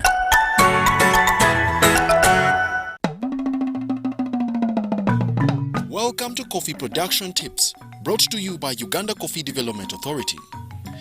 Uganda Coffee Development Authority is the government agency mandated to promote and oversee the coffee industry as a whole by developing research, facilitating coffee production and productivity, by training farmers on good agricultural practices, controlling the quality and improving the marketing of coffee for the benefit of stakeholders.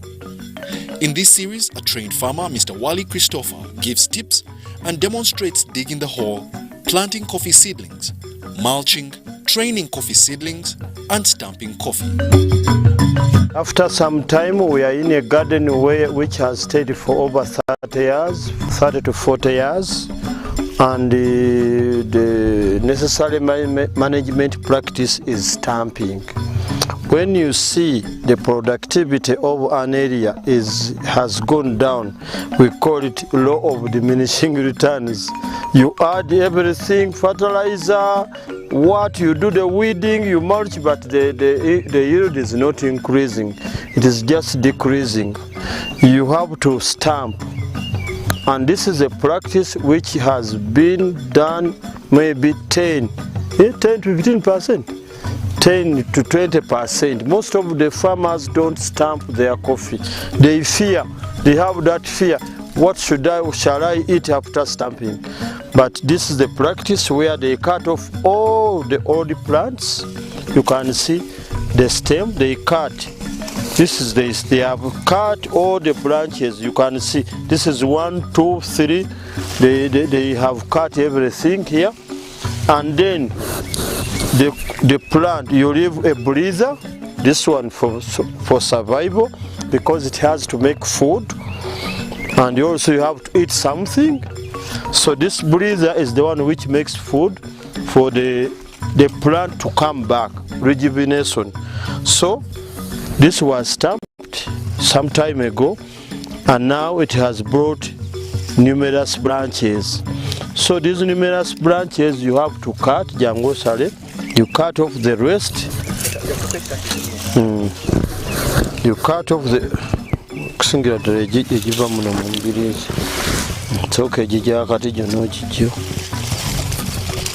so these numerous branches, you leave the best one. You cut off the bad ones first until you come to the best ones.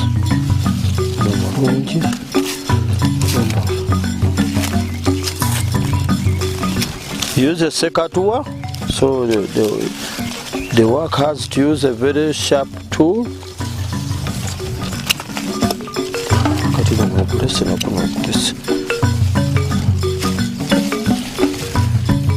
So you can leave 1, 2, these are 2, 3, 4 branches.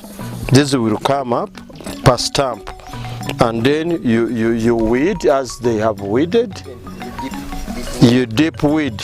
You can see they have deep weeded. It's not harrowing, it is deep, so that they change the soil. The top one goes down. This is how they do it. And when you have some manure, like it is going to rain, it's going to apply per what? Per stake, per stool. Yeah, when you don't have a lot, you apply manure per stool. Then the plant will come back. Then you will get more money. But here, many people don't stamp, because when you don't stamp, you will get very small beans. And when you have some manure, like it is going to rain, it's going to apply per stool. Farmers are encouraged to adopt good agricultural practices to get high yields, good prices, and better income from coffee. These tips are brought to you by Uganda Coffee Development Authority.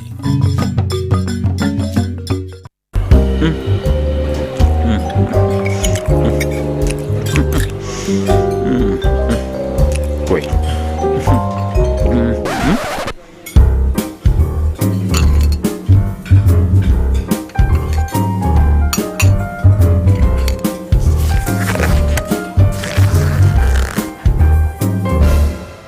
No one should stop you from finishing what's yours. That's why MTN gives you data bundles that don't expire.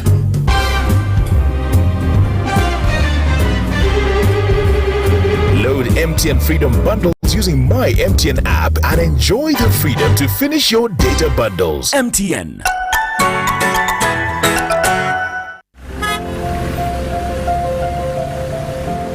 Kapo, you seem to be in a hurry. Where are you going to? I'm gonna pay URA visit. But you can access URA online. Why pay a visit? To know more about the Kakasa Business Solutions, namely digital tracking solution, the voluntary disclosure program, and electronic fiscal receipting and invoicing solution, which have turned my business around. You know I need to be on top of my game to protect my empire. If you know, you know. I too need to know what Kapo knows. Kakasa, be sure you are in charge of your business. Uganda Revenue Authority, developing Uganda together.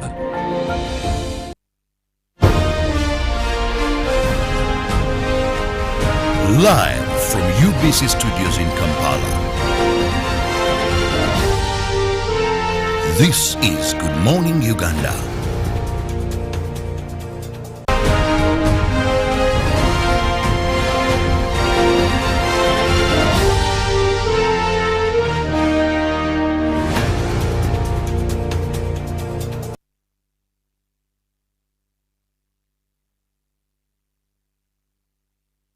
Of May, which is World Press Freedom Day.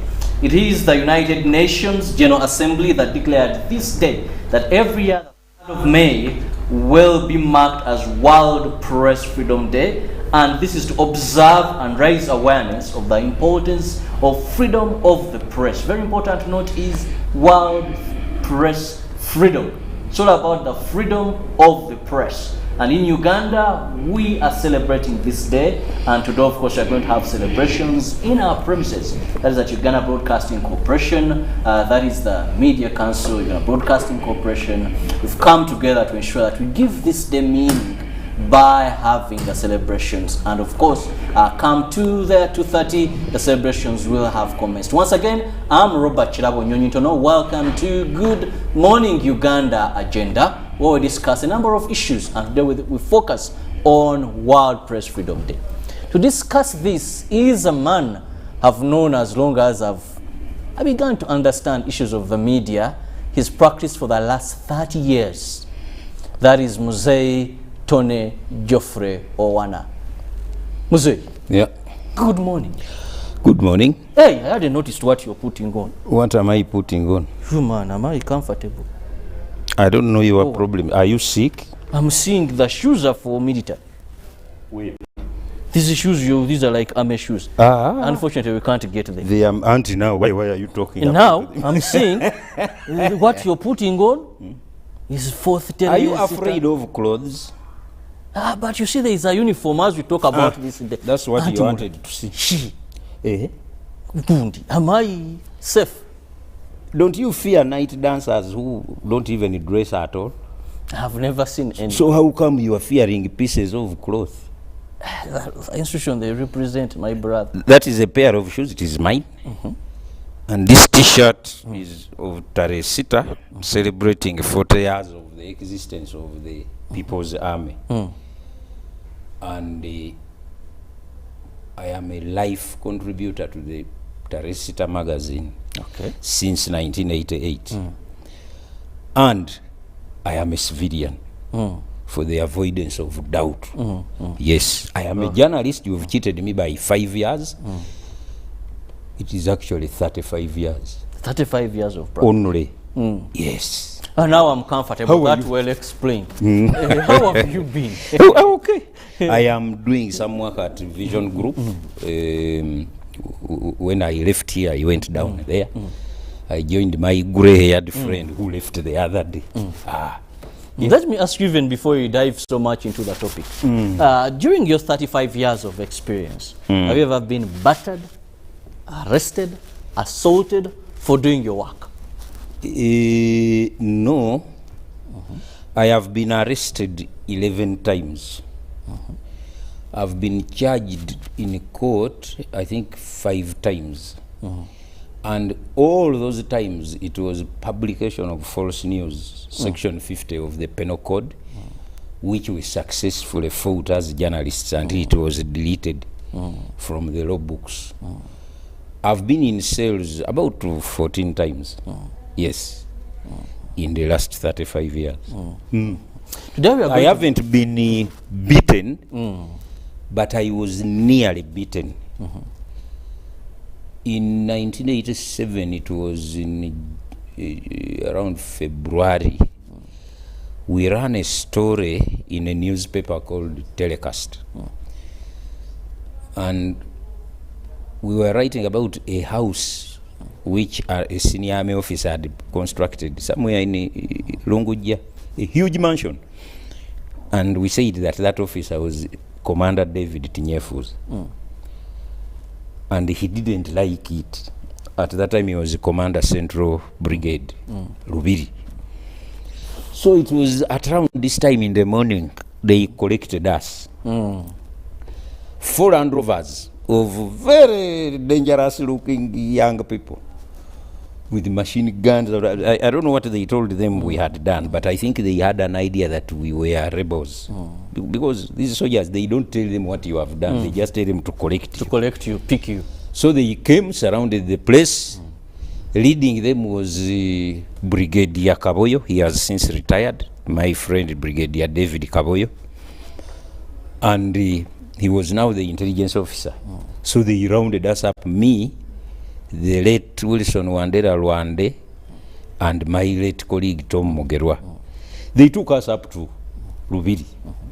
Hello. It wasn't easy. Fortunately, we found many people who knew us. Among those soldiers, there are people we had known for a long time. They said, I found David Yatabuse. They didn't beat us, but I think they would have beaten us because the tools of beating were laid, were assembled very well. So I didn't get beaten. Well, why I've begun with that is we can narrate so many stories regarding journalists in Uganda that have faced the strong arm of the law. Some have been beaten, some have sustained temporary injuries, others have sustained permanent injuries. We will forget our colleague who was working with WBS, who was hit by the DPC then of old Kampala, till now he moves in a wheelchair. Of recent, remember what happened at the UN, United Nations, that is Human Rights Office, as Robert Chagwen was taking a petition regarding violation of human rights. Recently, we saw what happened in Mitiyana, where some journalists were covering a demonstration there due to electricity, where we saw LDUs and police. We can mention the list is fairly endless. But in the few minutes we have, I think lamenting is good because it raises awareness. But I want us to use these minutes to look at the way forward. That is the best priority. How do we best move? Mr. Wana, here is a dilemma. We have a journalist who is out there to tell a story. And of course, right to information, you're going to recognize that. But then also have security, because yes, I've not been beaten at press conferences, at workshops. No, it is certain incidents where maybe their coverage would portray an image that the authorities would feel would taint the image of the country or would incite violence in one way or the other.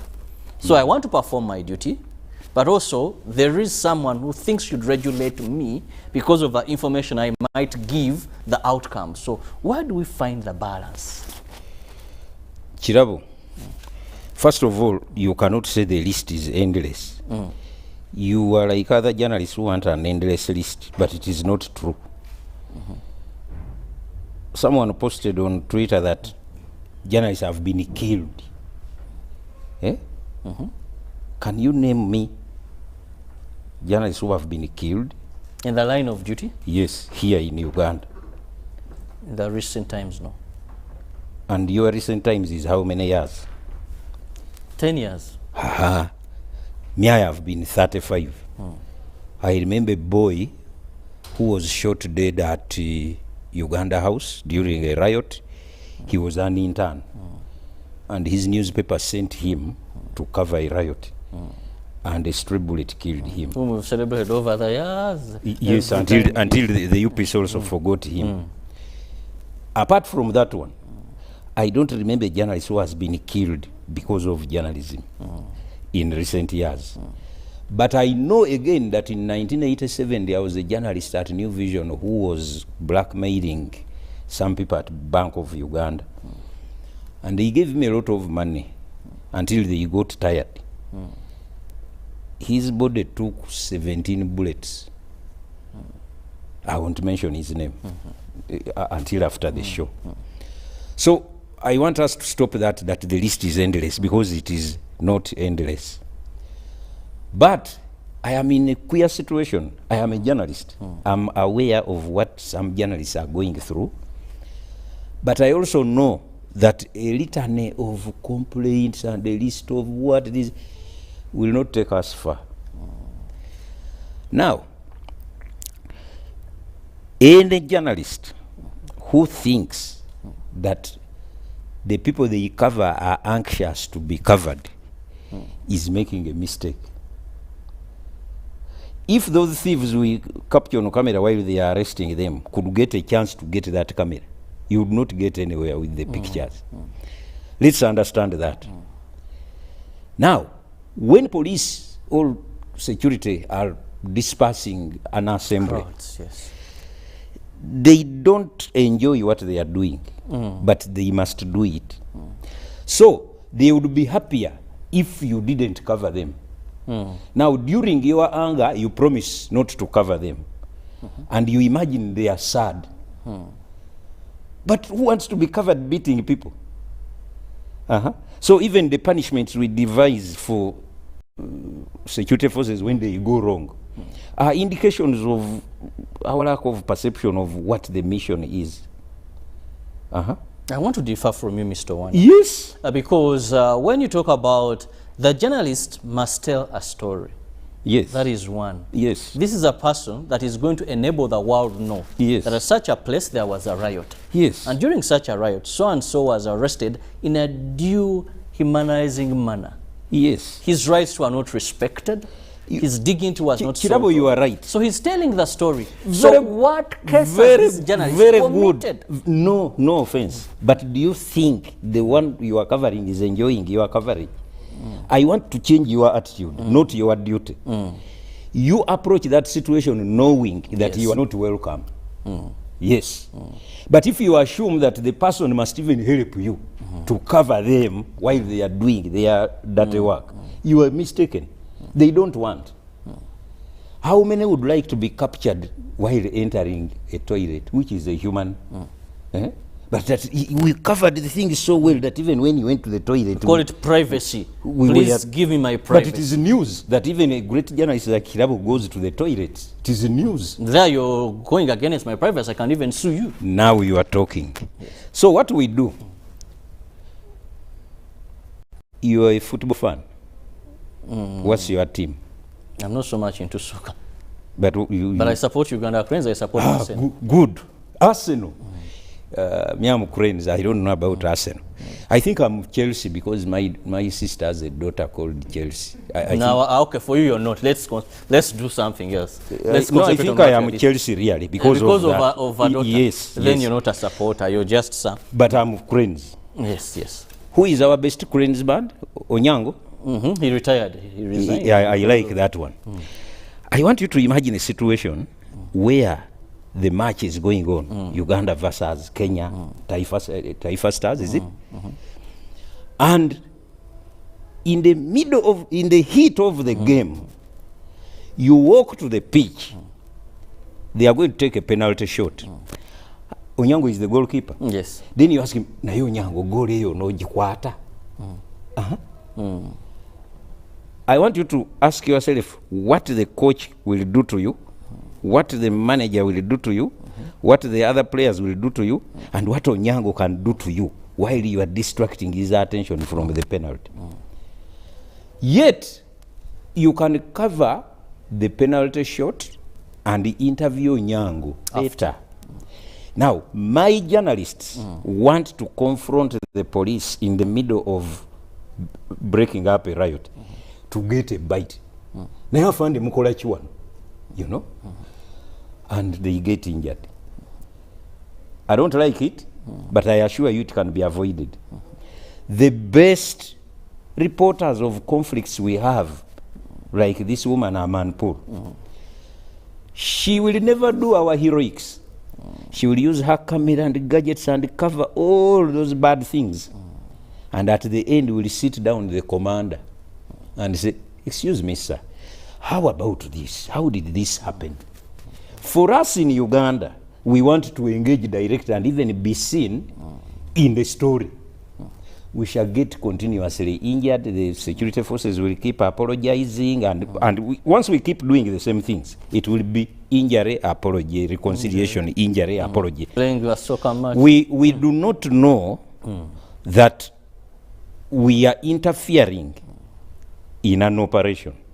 Keep your distance. Shouldn't there, Mr. Wana, that rightly said. I remember when the current Minister for Information and National Guidance, Judith Nabakova, was an intern by then. She was the minister. She was the spokesperson of Uganda Police.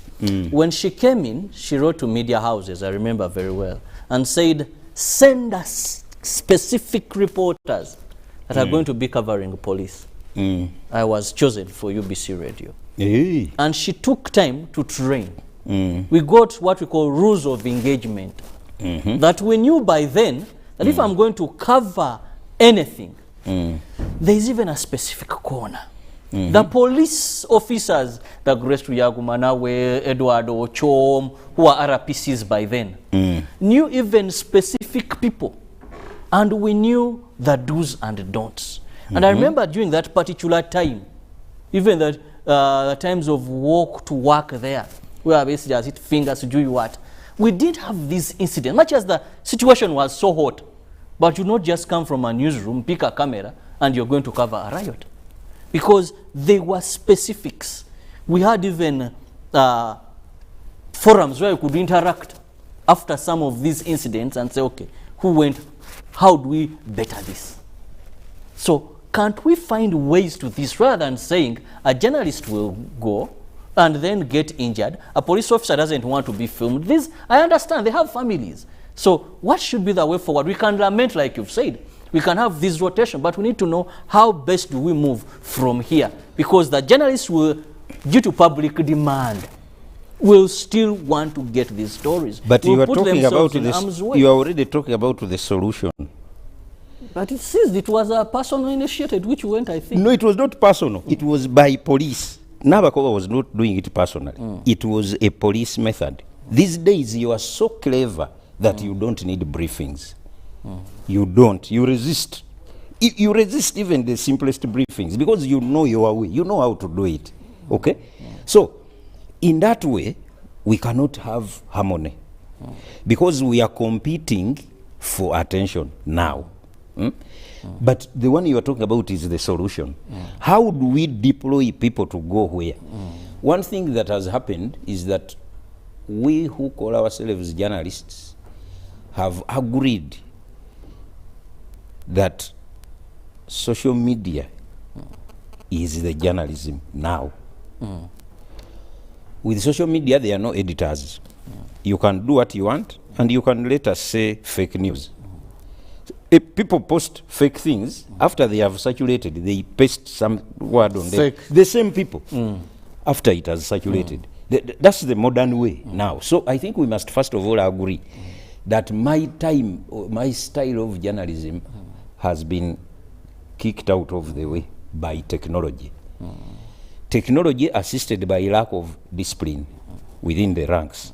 Thirdly, we have allowed every other person with a phone to be described as one of us. Is that a problem to the journalism fraternity? Oh yes. Us, the people in the profession, instead or the of government? All of us. Okay. Instead of using social media as tips, we use it as sources of facts. Because you want to be very quick on air. We are the first people breaking. You are breaking the news. You are breaking lies. You are breaking lies. But because you will apologize and then repeat the so same don't mistake. care if it can go because you can. Two, we are only looking at the security people who are beating us. They were kicked. But do you know that because we have defeated most of the laws where people injured by the media used to take recourse, they now just wait for you on your way to march in there and beat. Because defamation. Yes, we defeated all those in the name. And I remember when we defeated the Section 50 of the Penal Code Act, Museveni said, now the judges have allowed journalists to write lies. Because that law was specific, publication of false news. Yes. But if you remove the law, it means you are free to publish false news. Now that's part of our freedom now. So the aggrieved party, knowing that he cannot defeat you in court, will wait somewhere and work on you. There's a journalist whom they took somewhere in a football field somewhere several years back. And they beat, while telling him that we are the ones you have been writing about, but your things were not true. The real story is this one. Then they beat him. But they beat him in such a way that he had no wounds. He was just aching all over, but no wounds. And he retired. He realized that he had gone wrong. 3, to improve the working relation, we started with football. Then again we beat. It was the match 2 days, Mitiana. Then we beat. Now that is unfortunate, but that's how we are. In 1988, we were in City Hall here, and we attacked General Saleh. Said, you have closed northern Uganda, you are just there killing people. Then Saleh says, you people, do you want to go there? It was 89.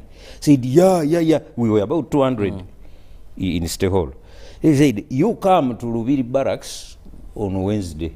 We go to Gulu. On Wednesday morning, there were, I think, 70 journalists. Willing. They gave us some money, pocket. Then they put us in Land Rovers and we went to a certain restaurant for breakfast, to drive to Gulu. After breakfast, we were 60. No, did I say we? No, those who were going, they were 60. Then they took off. There was a stopover in Bombo. At Bombo, 20 disappeared. At Mijera, a very large number. Anyway, by the time they crossed Karuma, there were 4 journalists and a convoy of 10 Land Rovers with soldiers in them guarding no one. What do I mean? When the critical situation of getting to the facts was arrived at, the hit was so... They took off. But the following week, almost all of them had a story from Gulu. Yet only 4 went there, had crossed. sharing information. There was a woman, a Muzungu woman. She used to enter Gulu Barracks driving a jeep. Like she was owner of the barracks. Like some of our journalists think they can enter anywhere. I remember the late Chirumira had brought his own journalist to cover him while he was being taken to a police court. And they thought that was... Mr. One, in the interest of time... whose time? In the interest of time, because yes, Ruben will be coming up next with the World of Sports. Who is Ruben? And I'm seeing Jagenda Semakula. What is most important to the journalists there? I need your final remarks. No, let me finish the Muzungu for you. The way forward, yes. The Muzungu found a certain commander in that barracks and he asked, but who is this Muzungu? They said, sir, you know this one is what? They said, put her on a helicopter and drop her in Puranga. That's where the news is. They put her on a helicopter, dropped her in Puranga and left her there. She never went back into that business. But she got the news. The real news was in the battlefield. You think she liked it? Definitely not. But can you imagine just drive because you're a journalist? Let's be careful. These are members of the Fourth Estate. Their role is very vital in information dissemination. That is true. And why we can't must create a conducive environment for them to exercise their duties, inform people. Yes. At an independent point of view, not where we are seeing traditional media at a time being shut down because people should not produce, not where we are seeing you see, Chidabo, what we are forgetting is that you are talking of Chibirangu. Is he not the producer of this show? He can come and say, stop there. Yes. Because he's the producer. And you think government can't stop us? That's exactly that. Ruben can determine what can't be said on this show. Exactly. So why do we think that our freedom means to do everything as we see fit? Absolute freedoms. You have tested the freedom, you Uganda man. You've tested your freedom of how you have covered your kabaka. Did you enjoy that freedom? You saw your kabaka with the fun. Did you enjoy? The answer is no. But you are exercising your freedom.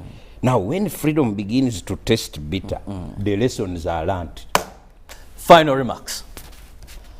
I want to suggest to the Ministry of ICT and media houses to allow government to tailor a course like at National Leadership Institute, Chankwanzi, at which journalists will be trained on how to behave in dangerous situations. It's very, very important not to look like the enemy and not to look like the other adversary. Not to be part of the story. And how to respond to certain things happening, because it's ignorance usually. One of the reporters who was beaten in these last campaigns was saying he was actually on the vehicle of the candidate. Why would you be there? That as if that's where he should be. He's part of the story. Exactly. So if they are trying to tear gas someone on that vehicle, how can the journalist survive? Yes. If you are covering that candidate, give it a distance. That's the best coverage you can have. But you are with the candidate here. Unfortunately, it seems over time we've not noticed that we have now partisan journalists. We have journalists that are part of the story. We have journalists that have political affiliation and use the media to push for that. I quarreled with the late Robert Kagolo, rest in peace. He wanted journalists to be even phone callers and what. Those people have their own rules of engagement. Well, Mr. Owen, I just want to thank you so much for having phone time and joined us on this day as we celebrate World Freedom Day. What I can say is it is important that we must have an environment where we practice our rights. But we must also be very conscious of our lives. I've already said there is no story worth your life. That is number one. But also we must understand that the pen is mightier than the sword. And whatever you communicate has an impact. The pen is mightier? Yes. Don't put it into practice. Just make it an ideal. But don't test the sword. There's no need. There's no need to test I don't see why there should be a competition between the pen and the sword because they do different things. Don't bring us that competition, the sword. Do you know the motto of Uja? Do you know the motto of Uja? I know it. What does it say? The pen is mightier than the sword, but it is a motto. It is not a manifesto. Don't test it in the field. Don't test it in the field? No. Well, have a lovely day. God bless you. Let's enjoy this day and hope we shall come out with recommendations that will be respected to push journalism and freedom of the press in this country to another level. God bless you. I'll leave you with Ruben Pima to take you through sports update. Then already Jagend Asemakula, the man with the hair, every time I see him, reminds me of some political party. Obote. Obote. Hey, go to Obote. Obote. Okay. He will be taking you through Good Morning Uganda Extra. God bless you.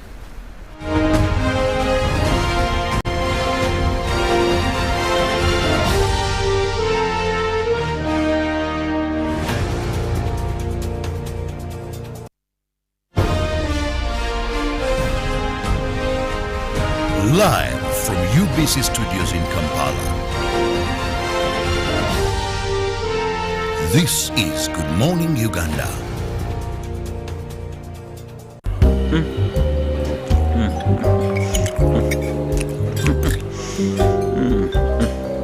Wait.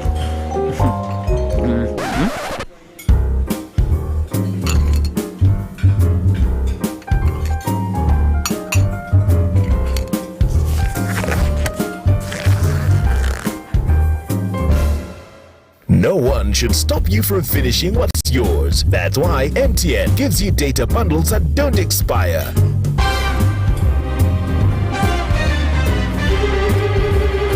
Load MTN Freedom bundles using my MTN app and enjoy the freedom to finish your data bundles. MTN.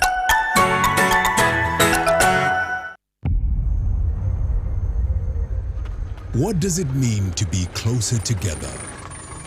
It's taking the last bus home for a surprise visit. Closer together is strangers finding a connection.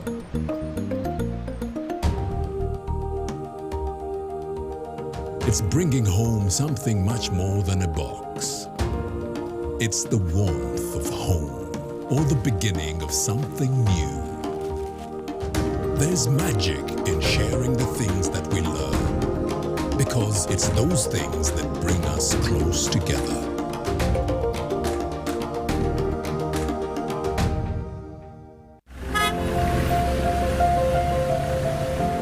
Kapo, you seem to be in a hurry. Where are you going to? I'm gonna pay URA visit. But you can access URA online. Why pay a visit? To know more about the Kakasa Business Solutions, namely digital tracking solution, the voluntary disclosure program and electronic fiscal receipting and invoicing solution, which have turned my business around. You know I need to be on top of my game to protect my empire. If you know, you know. I too need to know what Kapo knows. Kakasa, be sure you are in charge of your business. Uganda Revenue Authority, developing Uganda together.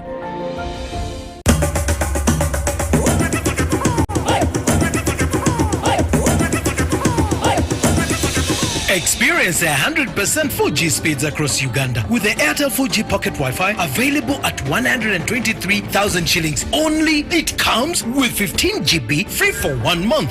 Visit the nearest Airtel shop, device selling shop or Airtel online shop. www.airtel.co.ug/broadband-discover. Airtel, the smartphone network.